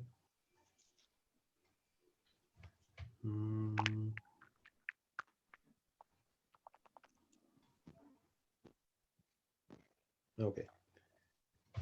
In moderate doses, epinephrine increases beta and alpha agonism, and phenyl benzamine is a non-selective alpha blocker. This results in increased beta receptor agonism. So if we use epinephrine and phenylbenzamine, phenylbenzamine together, this will result in Tachycardia and hypotension. right. So what this will do is this will have an increased Heart rate. Okay, the question was, how do you have increased synthesis of insulin in a patient who has used excessive epinephrine and phenylbenzamine together? So basically, the concept is very easy. One is an alpha blocker, another one is both an alpha and beta agonism. If you block the alpha, excessive beta working, the pancreas have the beta receptors. So when they go and act on the beta receptors, they have excessive insulin secretion. That's that. It's a very easy thing to understand, but I felt the need to add this to the notes so that you guys can make the proper connection. Okay. Okay. So on the peripheral blood film of Klinefelter syndrome. Peripheral blood film of Klinefelter syndrome. What do we see? We see Barbadies.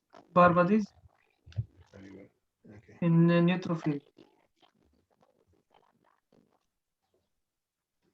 Dr. Noah, do you have a question? Abuse, would this lead to heart failure? Okay. Dr. Tasabi, where is this note? This note, I will provide this note for you. Have you not received this note from have you not received an email about this note? Yes or no? Have you received an email about this note, Dr. Tasabi?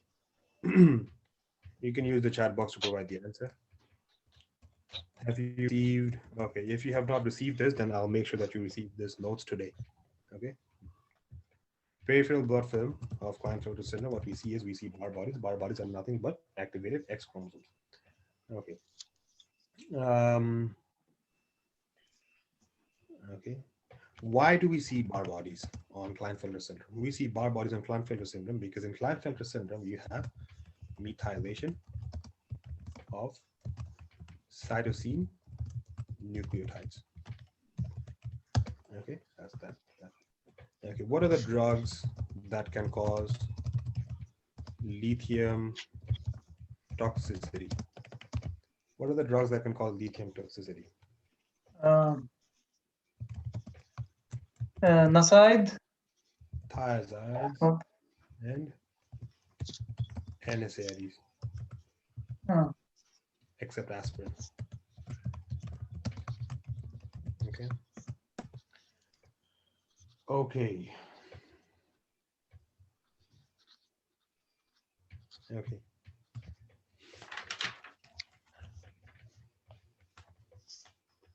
Yeah, okay, 1 second.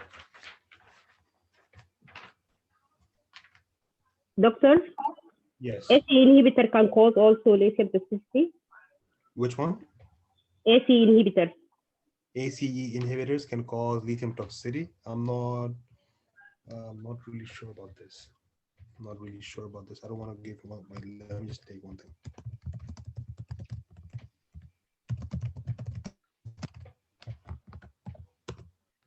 Yeah, they can cause. Okay.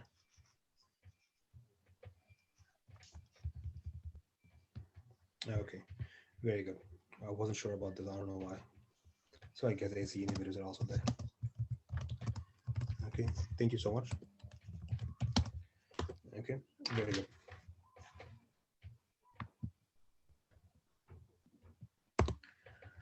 Okay.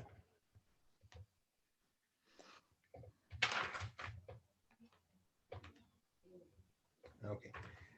Okay, the drug that is ticlopidine. Ticlopidine is it's a P2Y12 receptor antagonist, which will result in decreased platelet aggregation. Okay. And Okay, that's that. It's same like clopidogrel, yes? Right, correct. Clopidogrel and ticlopidine, same drugs.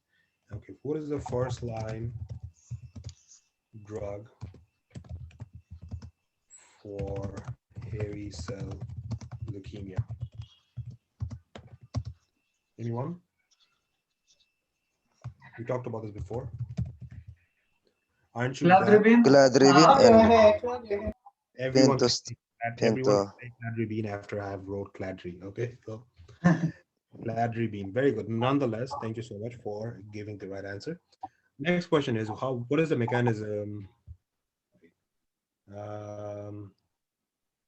Okay, this is not the mechanism. What this is cladribine. They are resistant. Okay, 1 second, please.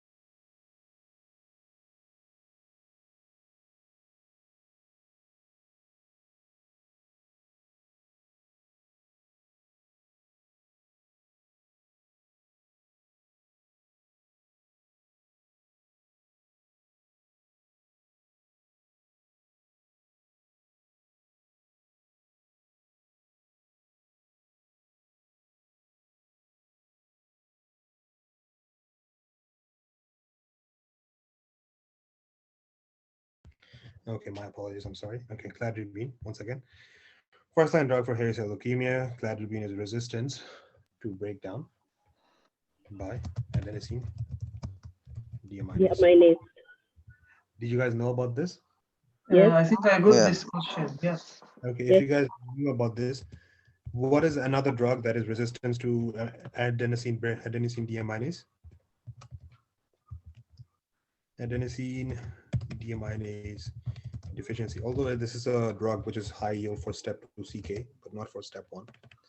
Adenosine deaminase deficiency, sorry, adenosine deaminase resistance. Pentostatin. Pentostatin. Did you say pentostatin? Yeah. Oh, very good. Okay, Both are used against hairy cell leukemia. right. Cladribine and pentostatin. Okay, very good. Okay, we're very high yield for 2 CK, but not for step 1. But sometimes you may receive these questions to differentiate between extremely good marks and bad. I mean, the regular marks. So that's that. Hmm. Okay. Okay, next one.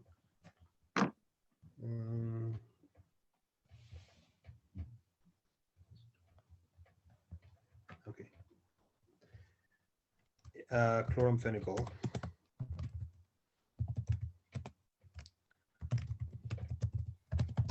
is high yield for causing aplastic anemia out of all the drugs. Next one.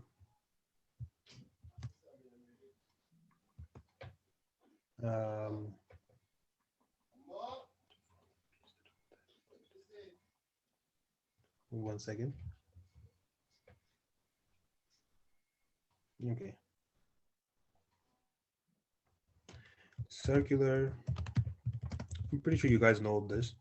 Circular's bullseye lesion in a patient after camping. What is the bacteria? Lyme disease. Borrelia burgdorferi. Okay. Oriella. Okay. Who are the vectors? Tick. So this. exodus-sticky. Okay. And the reservoir, who has these tick? Deer. Deer. Okay, upon my apologies, I cannot hear someone trying to say, can you guys use the chat box? One student said deer. Do we have any other answer?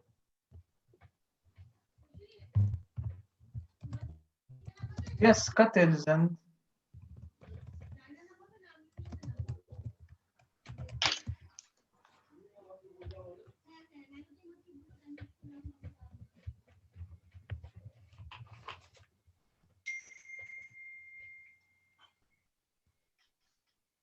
Okay. Next one is in chest examination, if you hear scratch and high-pitched breath sound. Okay. Scratch and high-pitched breath sound. This is an indication for pleuritis. Okay. Okay. Next one. Increased MAC, meaning minimum alveolar concentration, means increased potency of a drug. Increase. Okay, that's doctor, that. meaning increase potency or decrease? Increased, right? Minimum alveolar concentration, meaning the less Decreased. amount of drug, the less amount of drug is needed to cause 50% Okay. to undergo. less. Okay. Yeah. Okay. Sometimes when you guys ask me questions out of the ordinary, I have this habit of being very. I don't know if you guys have realized it, but I have this habit of being extremely involved in a single thought process, and when and then when I get asked another question, it takes me some time to realize. Okay, so whenever something like this happens, I apologize if it takes me some time to answer this, but hopefully I will always provide the right answer. If not, please let me know if my answers are not right. Okay. Next one is hybridins and Osler's nodes. Are they tender or not tender? Tender. Tender. Keep that in mind. Okay, Riedl's thyroiditis can present with lower limb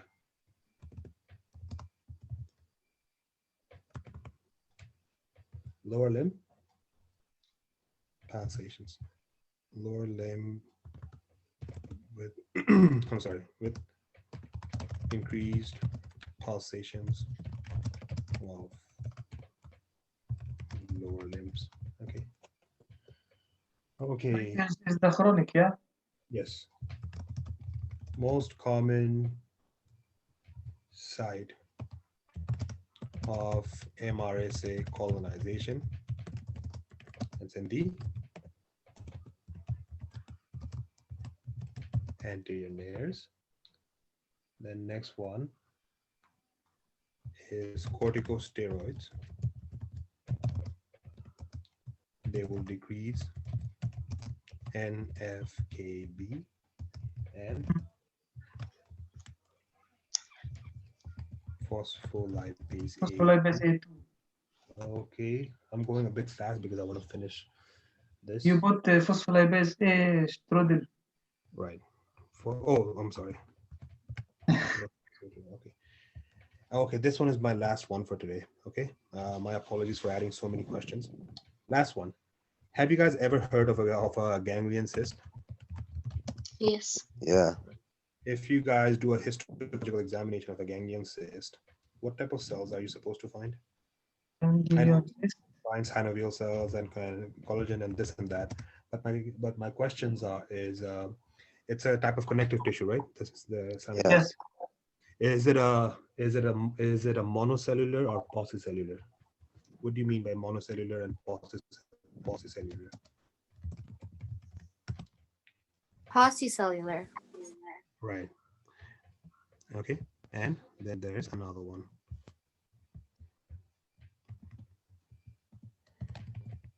Okay. Why do we find cellular? What do we mean by that? What do we Also mean mean by multi. Yes, of course. But what happens is that the ganglion cells, they contain a multiple of cells from different types of synovial fluids and amino acids and cartilage and this and that. So the answer is, who was the first student who said paucicellular? It was me, Okay. Who is me? Dr. Tureen. Okay, thank you so much. Very good answer. Paucicellular connective. Okay, perfect. So that's what it is. So we have Doctor, had I have a question here. How Yes. could radial thyroiditis cause lower extremity pulsations? Increased renal pulsation. thyroiditis, they can present with increased pulsations of the lower limb. The thing is, for sometimes the thyroid, they can go and redox thyroiditis. They can increase the, so what happens is redox thyroiditis is fibrosing thyroiditis. So it increases the pressure. I mean, it increases the resistance on the blood vessels on the upper part of the arch. So it's easier for the blood to flow to the lower part of the body. So instead of going to the upper part as much in redox thyroiditis, it can go to the lower. It is diverting the flow. The flow can get diverted. Okay, this is very this is not high yield. Okay, always remember that most of the ones that are over here, some of them are not high yield, so some of them are just there because it's an anomaly question, meaning that it's an abnormal question. I mean, it's not normally, you will never see a patient with increased pulsations of lower limbs in a thyroid problem in a clinical setting in a hospital. Okay, but if you have to do extremely well in your exams, sometimes you have to take these into consideration. So that's why Yes. I Thank okay. you. Doctor, can you mention the ganglion cyst in last note? Paucicellular connective tissue. No, it's not written, just histological examination. So in future, when we read, histological Yes. examination. Yes. Ganglion cyst. and one more question, where we can find this cyst, like what is the origin? Oh, Because- ganglion cysts. The ganglion cysts are basically, they're found along a tendon. Tendon. They get formed in the hands and the feet. Okay, let me show you a picture of ganglion cyst. I'm pretty sure a lot of students, I mean, a lot of some students have seen the surgical setting along the hand area. So what happens is ganglion cysts are basically, they're basically collections of synovial fluid. And it's a very benign condition, non-painful, non-tender, and they can be surgically removed or they can be follow-up with a procedure, and they have a tendency of being resolving on its own. You can either do a cystectomy or you can do an aspiration, either one. Okay, are we clear? Thank you.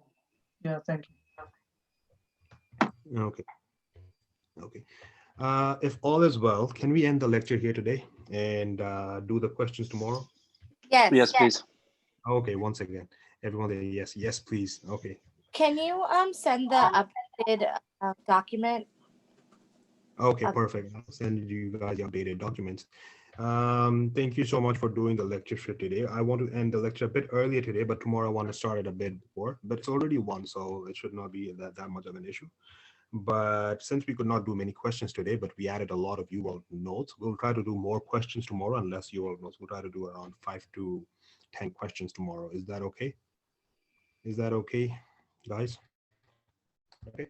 All right. So with all that being said, so much questions from biochemistry, from the genetic portions.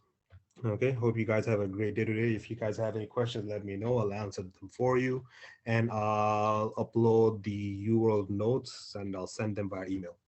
All right, thank you so much. Hope you guys have a great day, and I'll see you guys tomorrow at 9 a.m. exactly. Okay, please do not miss out on the biochemistry lectures. Please do not wait for the video because it's important you guys be present in the lectures and ask me questions so that your concepts can be cleared.